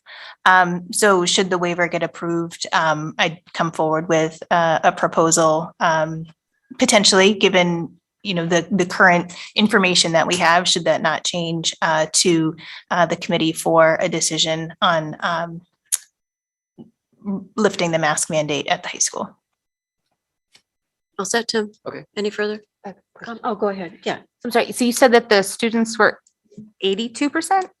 Students staff? are 81%. The faculty and staff are higher than that. So overall, the average is up to 82. Okay. And then after you submit the application, about how long afterwards do you think that we would hear back? I don't think it takes very long. Okay. Yep, I think it should be rather quick. Good. Tim, do you have another Yeah, just, question? Sure, go ahead. Yeah, like getting into the tactile aspect of it. So as we get more, and then once approval, like if we get the approval at what, like, how quickly after that, then does it actually get relaxed? Where, like, does it have to come back for a vote and we agree on it? Or it's like, hey, we've gotten the approval and, the next day the high schoolers, like the MASC become optional at that point for them? The advice is that it comes back for a vote. Okay. Does it have to? I mean, because it sounds like we're kind of voting. I mean, I'm a lame duck. I think anyway it's a here, big policy. I think it's a big policy decision, particularly if there were parameters and provisions around which masks might need to be put back on. So if things were to kind of change in the future, setting everybody's expectations. So as a policy decision, I think that's the advice. Any other comments, questions? Okay, so we have a motion and a second to adopt policy EB. Oh, no, sorry, I'm way off on this one, people. We have a motion and a second to recommend waiving a first reading and adopting policy EBCFA, face coverings as discussed. Any further discussion? No? Seeing none, the vote will come on the motion. All those in favor? Aye. Opposed? All righty, next one. Can we do that one at the same time? Okay. Yeah, I recommend adoption of policy EBCFA, face coverings as discussed. Okay. Is there a motion? So moved. Is there a second? Second. Okay, any further discussion on this particular one? No? No? Okay, seeing none, vote will come on recommending adoption of policy EBCFA, face coverings as discussed. All those in favor? Aye. Opposed? Okay, very good. Dr. Hearn, discussion only items. Okay, so there's two discussion only items. The first one is the back to school update, which contains various numeric trends. I have taken a look at this against the COVID dashboard and did not, saw consistency with the information that we've been putting together. The cases in Franklin and in the state are coming down, both in terms of the average daily cases and the percent positivity. And that is graphed for you over a longer period of time since July. We are seeing a smaller increase in the number of children being vaccinated over time. But as I had noted, our current data has us higher than what is written here. The DPH report, I think, is a little bit delayed, and we have access to M.A.S.S, the immunization system. So our information is more accurate and more specific to the Franklin High School students. You can see the positive cases and the positive cumulative cases, as well as in-person cases in Franklin Public Schools. We saw kind of a spike in early October, but the numbers have been a little bit lower in the recent weeks.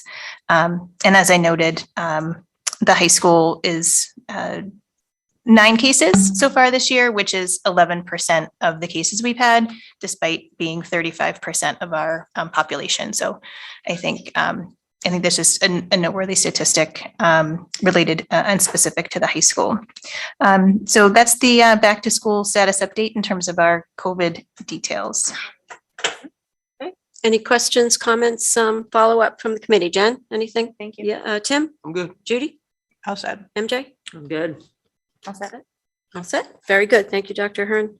October 1 enrollment update. As we do at the second meeting in October, we present the October 1 enrollment information. October 1 enrollment is very important in terms of setting the stage for Chapter 70 funding in the following fiscal year. And so we report to you what we have as of October 1. Our numbers fluctuate on a day-to-day basis with students entering or departing Franklin Public Schools for various reasons. So October 1 is an important annual benchmark that we can continue to look against. I had shared some of these details in a preliminary update to Town Council on October 6th. Jerry McKibben, our demographer, despite the pandemic, has been remarkably accurate 2 years out in terms of his projection for our enrollment, the details of which vary by school. But we are on the second page, we are looking at some pretty consistent numbers. We have 13 more elementary students, 17 fewer middle school students, and we are even at the high school in terms of his projections. Last year, he ran a look back, and we did have about 2% fewer than he would have predicted. That was probably a pandemic related dip. But that where Jerry had projected 2 years ago, I think is very good. We've included some additional information about our enrollment. There's some demographic information in terms of free and reduced meals and the percentage of students who qualify. This year's number for 2021 may actually be a little artificially low. Lunch is free for all students, and that seems to have been somewhat of a deterrent for families for applying. We do encourage people to apply. It may also yield additional services, for example, reduced fees in other places. So we do encourage families to apply. We've included the percent of students on 504 plans and the percentage of students on IEPs, students with disabilities, and our EL numbers, after having been pretty stable for some time, increased this year. We have more English learners who joined our district. Race and ethnicity is on page, sorry, there's no page number for that one. I think it's page 4. Race and ethnicity is listed there. One of the trends that you can see is an increase in diversity. Although we are far from the state average in terms of diversity, we are seeing an increase in diversity among our student population. I think particularly noteworthy is the identification of Hispanic and Latino students. You will note that the numbers don't add up exactly to 100 because there may be identification within multiple categories. Page 5 includes last year's information about Franklin residents attending selected other schools, including the charter school, some of the private schools or public options at the high school. This information is collected in January, so this is last January's numbers, with the exception of homeschool that's listed for you there. We have seen an increase in families homeschooling their children as a result of the pandemic. It was higher last year than it is this year. The final chart on page 6 is a 5-year look back of Franklin resident children not attending Franklin Public Schools. We'll update that with the 21-22 information after we do the school attending children report. In the memo that preceded these charts, I pointed out a few things of note. 2019, 2020 was when the charter school expanded. And so there was an expected bump in the charter population in that year for elementary. That expanded in the following year as those 5th graders went to 6th grade. So there was an increase in the charter population in 2021. I pointed out the increase in homeschool, which you can see from 2019-20 to 2020-21. We had 65 children at this time last year, and we have 60 this year. The other number that jumped out at me as a result of the pandemic was 33 students at the high school level choosing out of district public school last year. Digging deeper into that number, the vast majority of those students were attending the TECA Academy, which was a 100% remote academy last year. That is a Massachusetts public school. I know that there's been some questions about parochial enrollment. I think the trends there are some blips up and down, but I'm not seeing alarming numbers of students attending parochial schools at any of these levels, especially when we look back 2 or 3 years and the numbers of students attending private schools at that time. Happy to take any comments or questions. Any comments, questions from the committee? I'll just go down the line. Jen, anything? I'm good for now. Tim? Good. Judy? Fine, thank you. MJ? I'm good. I'm all set, thank you. And Elise? All set. All set. Thank you, Dr. Hearn. Thank you. Okay, going on to information matters, budget subcommittee, we have not met. Certainly, budget subcommittee will be reconvening with a new committee and certainly a budget update for the new committee to be apprised of our budget. How about community relations, public schools advocacy? And MASC, you'd cover it all. Yep. No updates. Very good. Very good. Policy. You saw our last piece of policy Yes. this evening. You've been busy, very busy. All set, MJ, on that? Yeah. Okay. How nothing- about joint PCCs, Judy? We had I had my last meeting today with the joint PCC. They do tremendous work in all of the schools.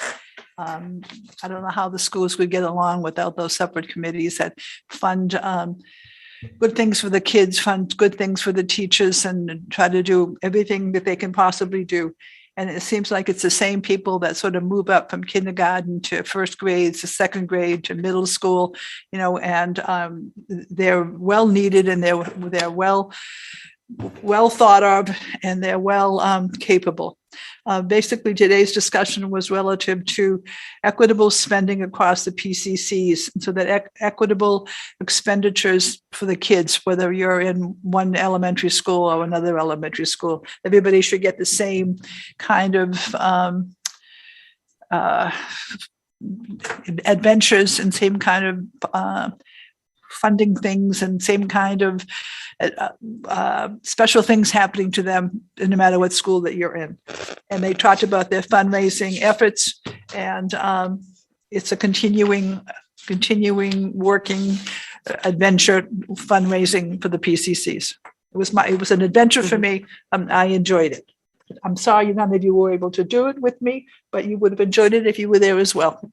But thank you for taking on that responsibility, Judy, and being faithful to reporting back at each I meeting. don't So think you gave me a choice. I didn't, but I had to say that. Yeah, okay. Voluntold. Substance abuse task force. I just wanted to, and I'm going to turn it over to Lucas, but I just wanted to say this, the upcoming forum, community forum on November, I think it's November 16th about substance use in our community, mental health, the correlation between the two. This is going to be an incredibly powerful community forum. We need more than just a handful of parents to show up for this. We need the community to turn out because this is such an enormous issue in our community. I'm going to turn it over to the planning that's gone into this, right, Lucas, and the people who are going to be presenting. And can you share a Sure. little bit So- about that forum? So as you know, we've partnered with Safe Coalition to put together a community panel. The panel will be representative of all different types of people within our community who are either connected or experiencing some sort of substance use or substance abuse issues. So we're excited to put that together. Some written information and programming will be provided. We have a meeting coming up to get that together and put a flyer together and talk about where that will be hosted and what it will entail. So we just see it being an important thing, especially as we roll into the holidays, and we'll look to provide an in-person opportunity, but also live stream for those who can't attend in person, but would benefit from watching online. So more to come for sure. So so Yes. I'm just sort of want to get out there to be alert to that when it comes out, and to please, if you can in any way, shape, form, take part in that. And it's amazing. It's so unsettling what is happening to young people, and we've got to just be a community issue again. So anyway, how about school wellness advisory? The next SWAC meeting is November 9th. Okay. Did I cover all these? Did I get them all? I think so. All righty. How about new business, Dr. Hearn? New business. So the next meeting is November 9th. That is the organizational meeting of the school committee. The chair and vice chair are elected, and we start the process of identifying people's interest and subcommittee membership. A couple agenda items that I anticipate to come up sooner rather than later. One is a presentation that we had talked about doing tonight on data, which is how students did on M.A.S.S, as well as sharing a little bit about the MAP growth. After talking with the chair, we decided to postpone that into November. As I had noted earlier, our curriculum directors have been very, very busy planning the November 2nd Professional Development Day, and it was a lot. So we took that off the table. It doesn't mean that we're not looking at it and paying attention to it and responding to student needs. And then, as I noted, I'll have an update for you from Department of Education related to the waiver and potential next steps. Excellent. Good. Okay. How about consent agenda, Dr. Ahern?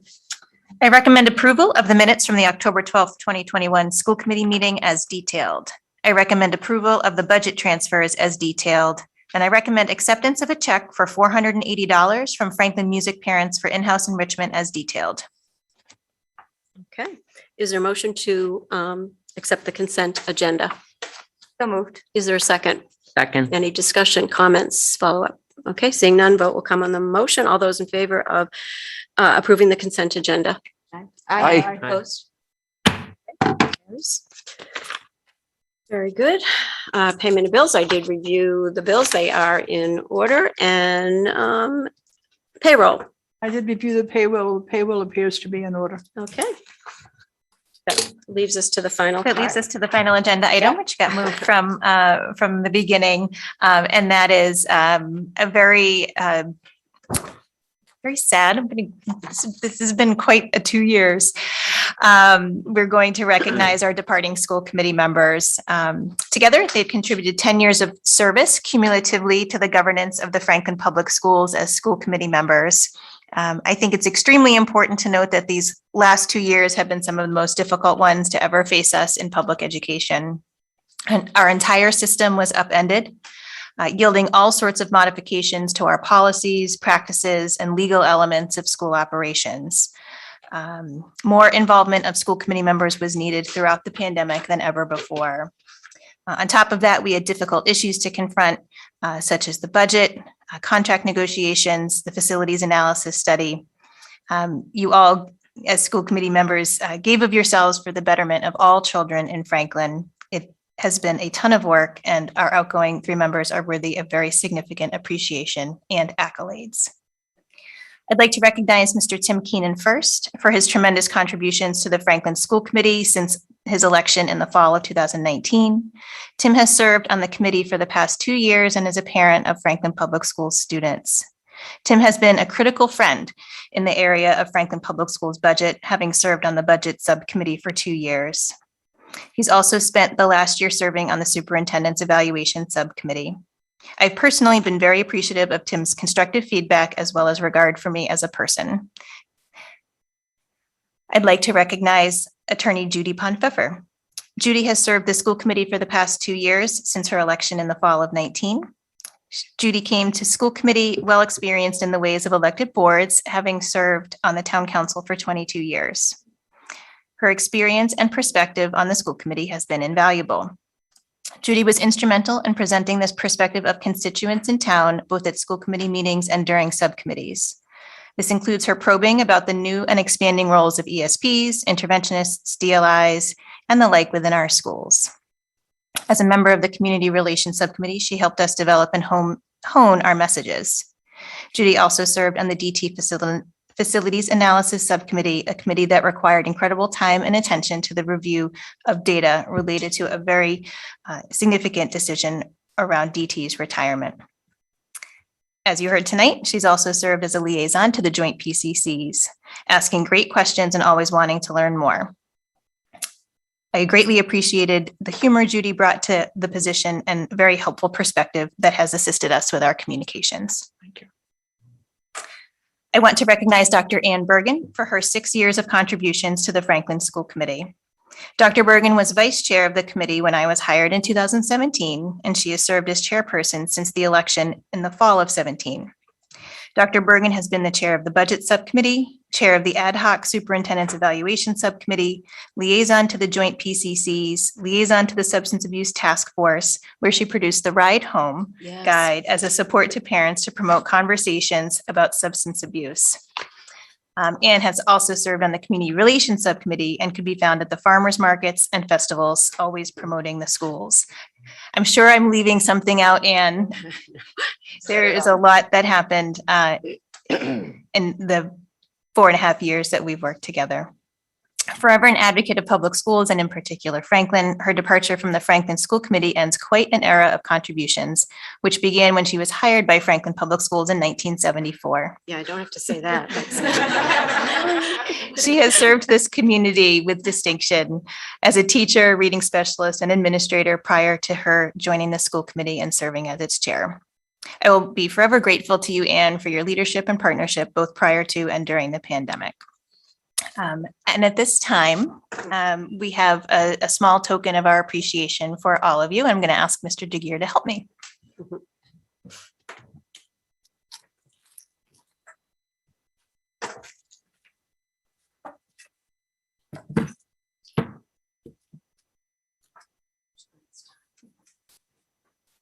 So we'll start by thanking Tim Keenan. We have a plaque and a token of our appreciation. Thank you, Tim.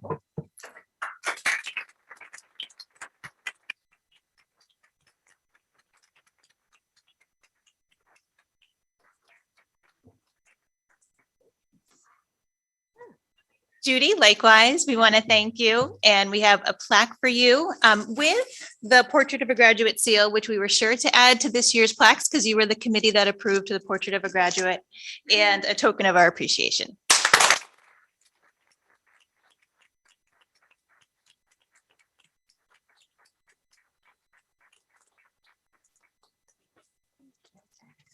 And last but not least, Dr. Ann Bergen, we want to thank you wholeheartedly. We have a plaque for you, a token of our appreciation, and a little something extra special for the years of dedication to the Franklin Public Schools in so many roles. That's wonderful.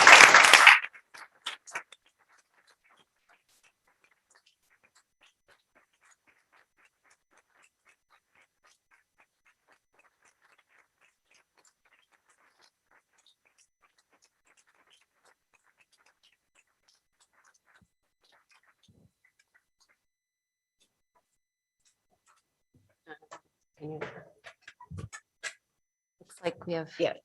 It's gonna just Donna wanted to- representing the. Thank you. Gonna come up. I'm Donna Grady, and I'm the president of the Franklin Education Association.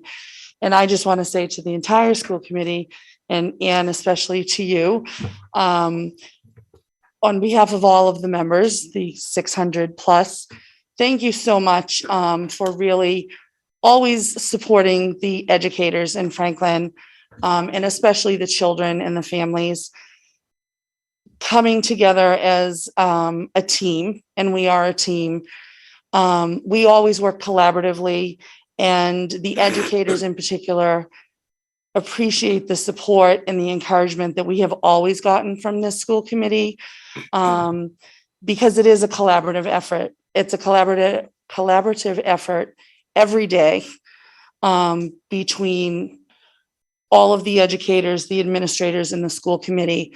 And especially these last couple of years have been brutal, as we all know. And knowing that I could pick up the phone and call any one of you or email and get an immediate response that was supportive and helpful every time on behalf of all of us. We just can't thank you enough. It has really meant the world. So thank you. And Anne, just knowing and working with you for the past, at least for me, 23 years, just thank you so much. We just can't thank you enough. And it's been my privilege and my honor to work with all of you. So thank you.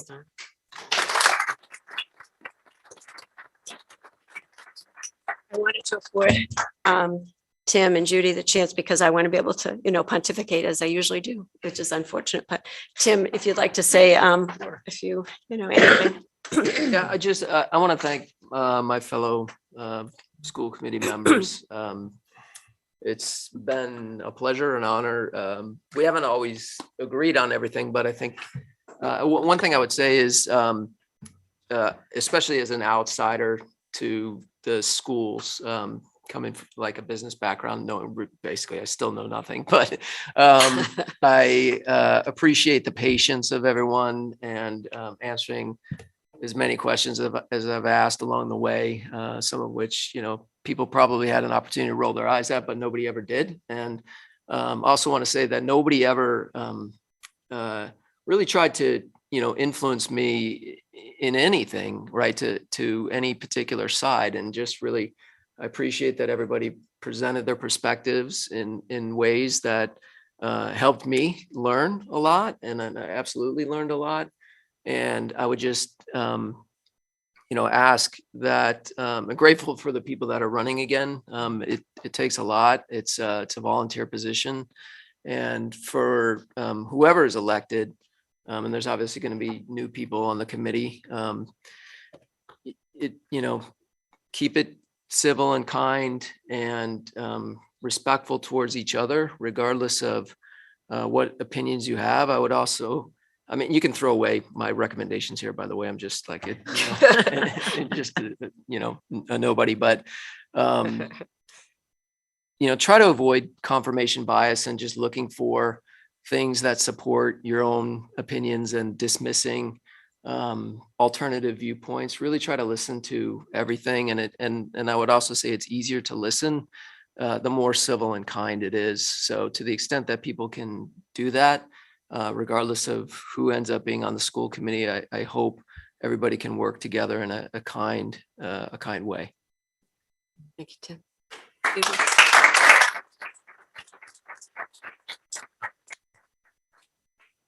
The school committee members are elected by the citizens of Franklin to represent these same citizens in front of the school administration. Our mission, our job as an elected school committee member, is to warrant that all Franklin school children obtain the best quality education possible. School committee members are there to ensure that Franklin citizens are getting the most for their tax dollars allocated to school administration from the town council. To do our job properly, we need to ask questions. Why are we doing things certain ways? Why is it that, unlike the town council, there was no space in the agenda for school committee members to ask questions, to make statements, or to make requests? Our job is not to adopt nor promote any and all administration procedures, protocols, proposals without a complete, comprehensive, and thorough examination of said procedures, protocols, and proposals. Included in this thorough examination is contained an examination of the cost, manpower, and ramification possible or probable. New school committee elected members should have indoctrination meetings.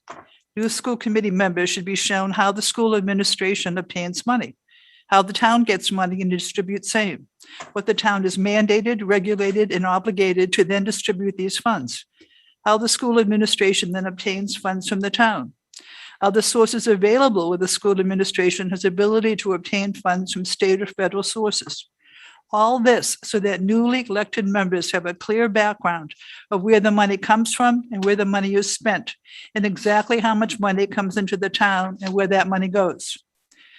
New school committee elected members should each be given a copy of Robert's Rules of Order, so they will know how a business meeting is conducted and how to work, speak within that business meeting. What can be said if there's a question on an item? What can be said to question something happening which is not clear to them? Generally, if something does not make sense to you, it is also not making sense to someone else as well. One needs to speak up and ask questions. Elected school committee members are present to warrant that Franklin citizens are getting the most for their tax dollars. I always cry when Lassie falls, when the kid falls in a well, and Lassie has to go get her, so you just have to bear. I always believed that my election to a town committee was because of my commitment to do the best I could do. That my experience, my background and knowledge would assist in making the committee better in some way. It has been a privilege to have served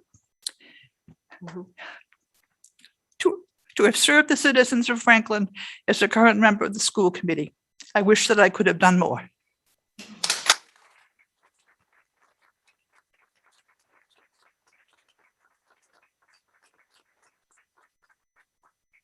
I just wanted to thank the committee for the community first for the great honor of serving.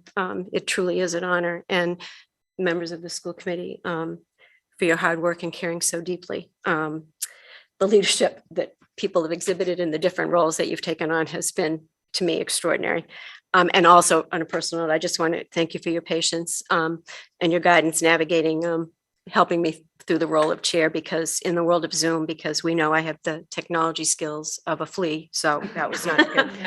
But Tim, I wanted to specifically thank you for sort of that analytic brain that you brought in, all your efforts to keep the citizens informed about our fiscal health. That was something that was very, very important, because you did it so objectively, and you researched things so thoroughly. And you also showed this extraordinary concern always for the staff, for the teachers and the staff. And you always kept reinforcing, right, the importance of looking out for them. And that was really important. And Judy, I don't know of anyone who has more love for the town of Franklin than you do, and who has devoted so much of your life to public service. And I just want to personally thank you for that. You are an extraordinary woman, and you brought a lot to the committee. So, But you don't owe me any money. That's okay, right. buddy. So, and I just want to personally just thank my friends who got me through this, and my husband and daughter who want to disown me, but that's a different story. But I just want to briefly, because I've been here so long, I just want to be able to pontificate just a little bit longer, and because I have some of the history. And if you don't mind, I wrote a few closing remarks. I know this is, people will fall asleep, but that's okay. But anyway, so it's a few, but it's double spaced. But just real quickly, just because, like I said, the history. But anyway, so over the last couple of years, Dr. Hearn has invited the community to be involved in creating the vision, the blueprint for the Franklin Public Schools. She held hours and hours of focus group meetings, and the result is an extraordinary foundation for our strategic plan, the Portrait of a Graduate. It is so important that now we support the vision that the citizens of Franklin created. We know, of course, that the fiscal forecast has come true. It is not possible to sustain town services when the cost of everything is soaring, and we have been restricted to a level of revenue established over 40 years ago. The state will no longer make up the difference for any shortfalls. By a carefully calibrated formula, we have been advised that our town can afford to pay more for our schools. 75% of the communities in Massachusetts invest more in their schools than we do, as Tim so passionately and objectively has pointed out over the last 2 years. Average teacher salaries are among the very lowest in all of the surrounding communities. Of course, it isn't just the schools that are impacted by the fiscal shortfall. It is all of our town services, as we heard so eloquently expressed at the town council public budget hearing in the spring. Citizens need accurate information in order to make decisions about what they want their town to be. It is up to them to decide. Understanding that the school budget is the largest portion of any town budget, we have had an obligation to make sure we provide the citizens with an objective, transparent overview of our spending. To that end, we have held coffee hours at the senior center. We have hosted meetings at the TV studio, the library. We have attended Saturday youth soccer games, youth basketball games. We have set up tables at the Franklin Farmers Market, booths at the Harvest Festival, and have held 4 legislative forums to give our citizens the chance to question our state senators and state rep relative to funding for our schools. We needed to show how creative we have been in mitigating the damaging effects of living with level service budgets year after year, to show how much we have lost and what we stand to lose, to let citizens know what happens to a town when the schools don't stay strong and vital. The other part of our mission is public schools advocacy. It is so important that the community fully understands that we are not educating for Little House on the Prairie standards, but so our students will be prepared to take their place in a world that has changed so dramatically and even the last 20 years alone. We are about providing a rigorous academic education while also understanding the importance and value of music, art, theater, athletics, and all of the clubs and activities that research shows are equally impactful in the lives of our kids. But in addition, what Horace Mann, I think, would want to remind us of all today, most likely, is that we educate everyone. No matter the medical complications, the cognitive challenges, the emotional and behavioral circumstances, we educate and welcome them all. It is the beauty and responsibility of public schools. Because what Horace Mann knew is the profound benefit when people from all walks of life come together in a school. Through the experience, they develop tolerance, respect, empathy, and compassion, attributes which we know are fundamental to building a life of happiness and fulfillment.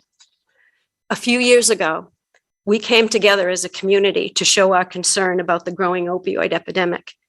More than 300 people showed up at a meeting in the high school auditorium. Unfortunately, the problem hasn't gone away, just our attention has. It is important that we realize the underpinning of substance use, that the underpinning of substance use is mental health. Emotional health is another epidemic of our time. It was here before the pandemic, but it's made a lot worse because of it. Mental health issues are impacting our kids in school, our veterans, our senior citizens. It is a community issue. There simply are not enough services. We need to intervene so much more before the numbing of emotional pain takes too many more of our people off the path to productive and hopeful lives. A number of years ago, many years ago, I told you I have the history, Franklin was designated as a no place for hate community. We received that honor and designation because we came together as a community. It was faith-based representatives, town leaders, school representatives, the president of Dean College. We took a pledge to speak in one voice against acts of hatred, cruelty, disrespect. And now in this time in history, the angry rhetoric and incidents of hate crimes are reaching unprecedented levels across the country.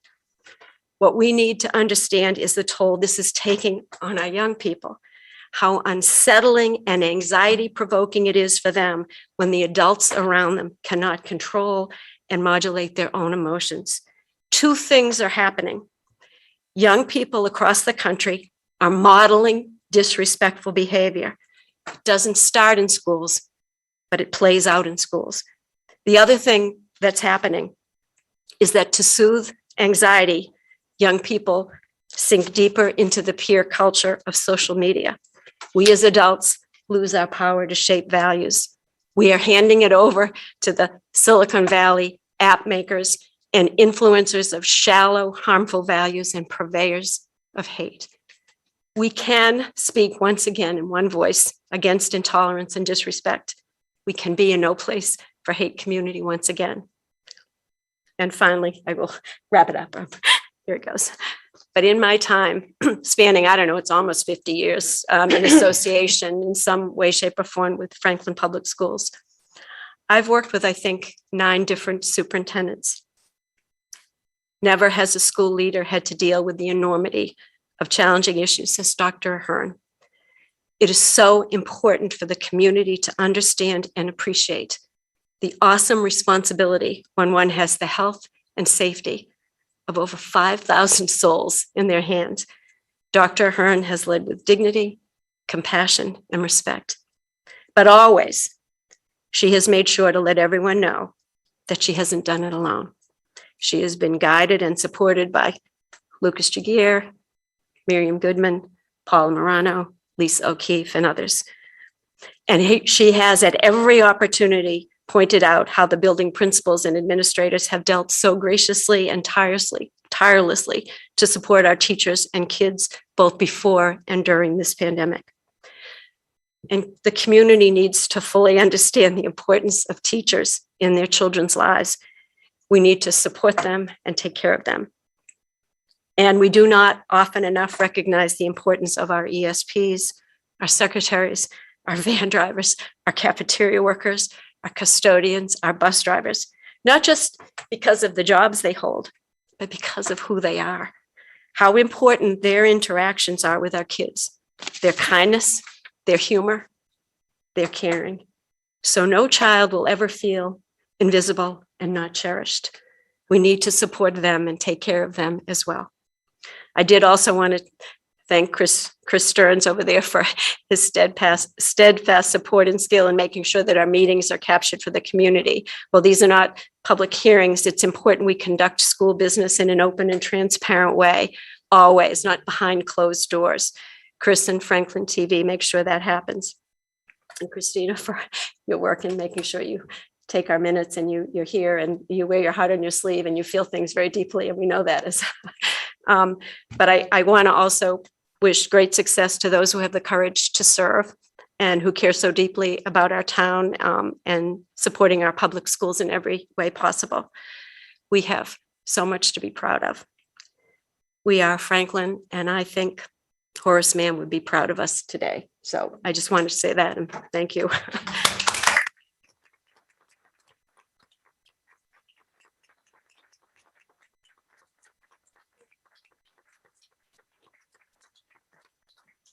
At this time, I would, what? Did you, MJ? You're gonna do this? I was going to entertain a motion to adjourn to go into executive session. Oh, well, just hold on a second. Okay. Oh, what? No, just, okay, everybody has said all these great things about everyone. Oh, who's, yeah, yeah, part in the yes. committee. Oh, yeah. Yes, I'm sorry about I just that. want to throw in my 2 cents worth. There you go. Tim, thank you so much. 2 years. You were over here giving us data. And we were going, what? And it was like, it's been amazing, the information that you've brought to us, and you've really helped us move along. Judy, you've been in town longer than I have. I've probably been alive longer than Don't let the hair fool you. Just your years on, FinCom and town council, and then, you're running for school committee. It was like, my goodness, she's come full circle. I'm gonna go to the planning board next. Okay, that's Yeah, a warning, Judy. planning board. Hey, there are still other committees too, but no, the amount of time and the years that you've committed, to serving the town of Franklin, truly appreciated. Thank you. And you did make a difference here. Mm-hmm. Thank did. you. It's For sure, 2 years, Judy. it's a short time. And you, woman, We go way back. Don't we go way back. When you were, I remember you when you were at Davis there, but no kids there. But Matt was over at Horace Mann, and then, Alex eventually showed up. Yeah, Alex. So it's been a few years. Mm-hmm. And okay, I knew you, but I didn't know you. Until working with you, I knew you as, oh, hi, Dr. Bergen. I'm really sorry he's late. Do I have to sign a note? It's just been such a great 6 years, working with you. And I've learned so much from you. And, I've always depended on you for the questions about the research education. So, we all have our areas, That's exactly right. areas of expertise. And, I know that you keep up with all of it. And I know that you're probably going to be a substitute at the high school or be a bus driver or, something like that. But you're not going to go away. And I thank you for all that you've done. And most of all, your friendship. Thank you. I'm going to miss you. But maybe I won't be here. Yeah. All set? Okay.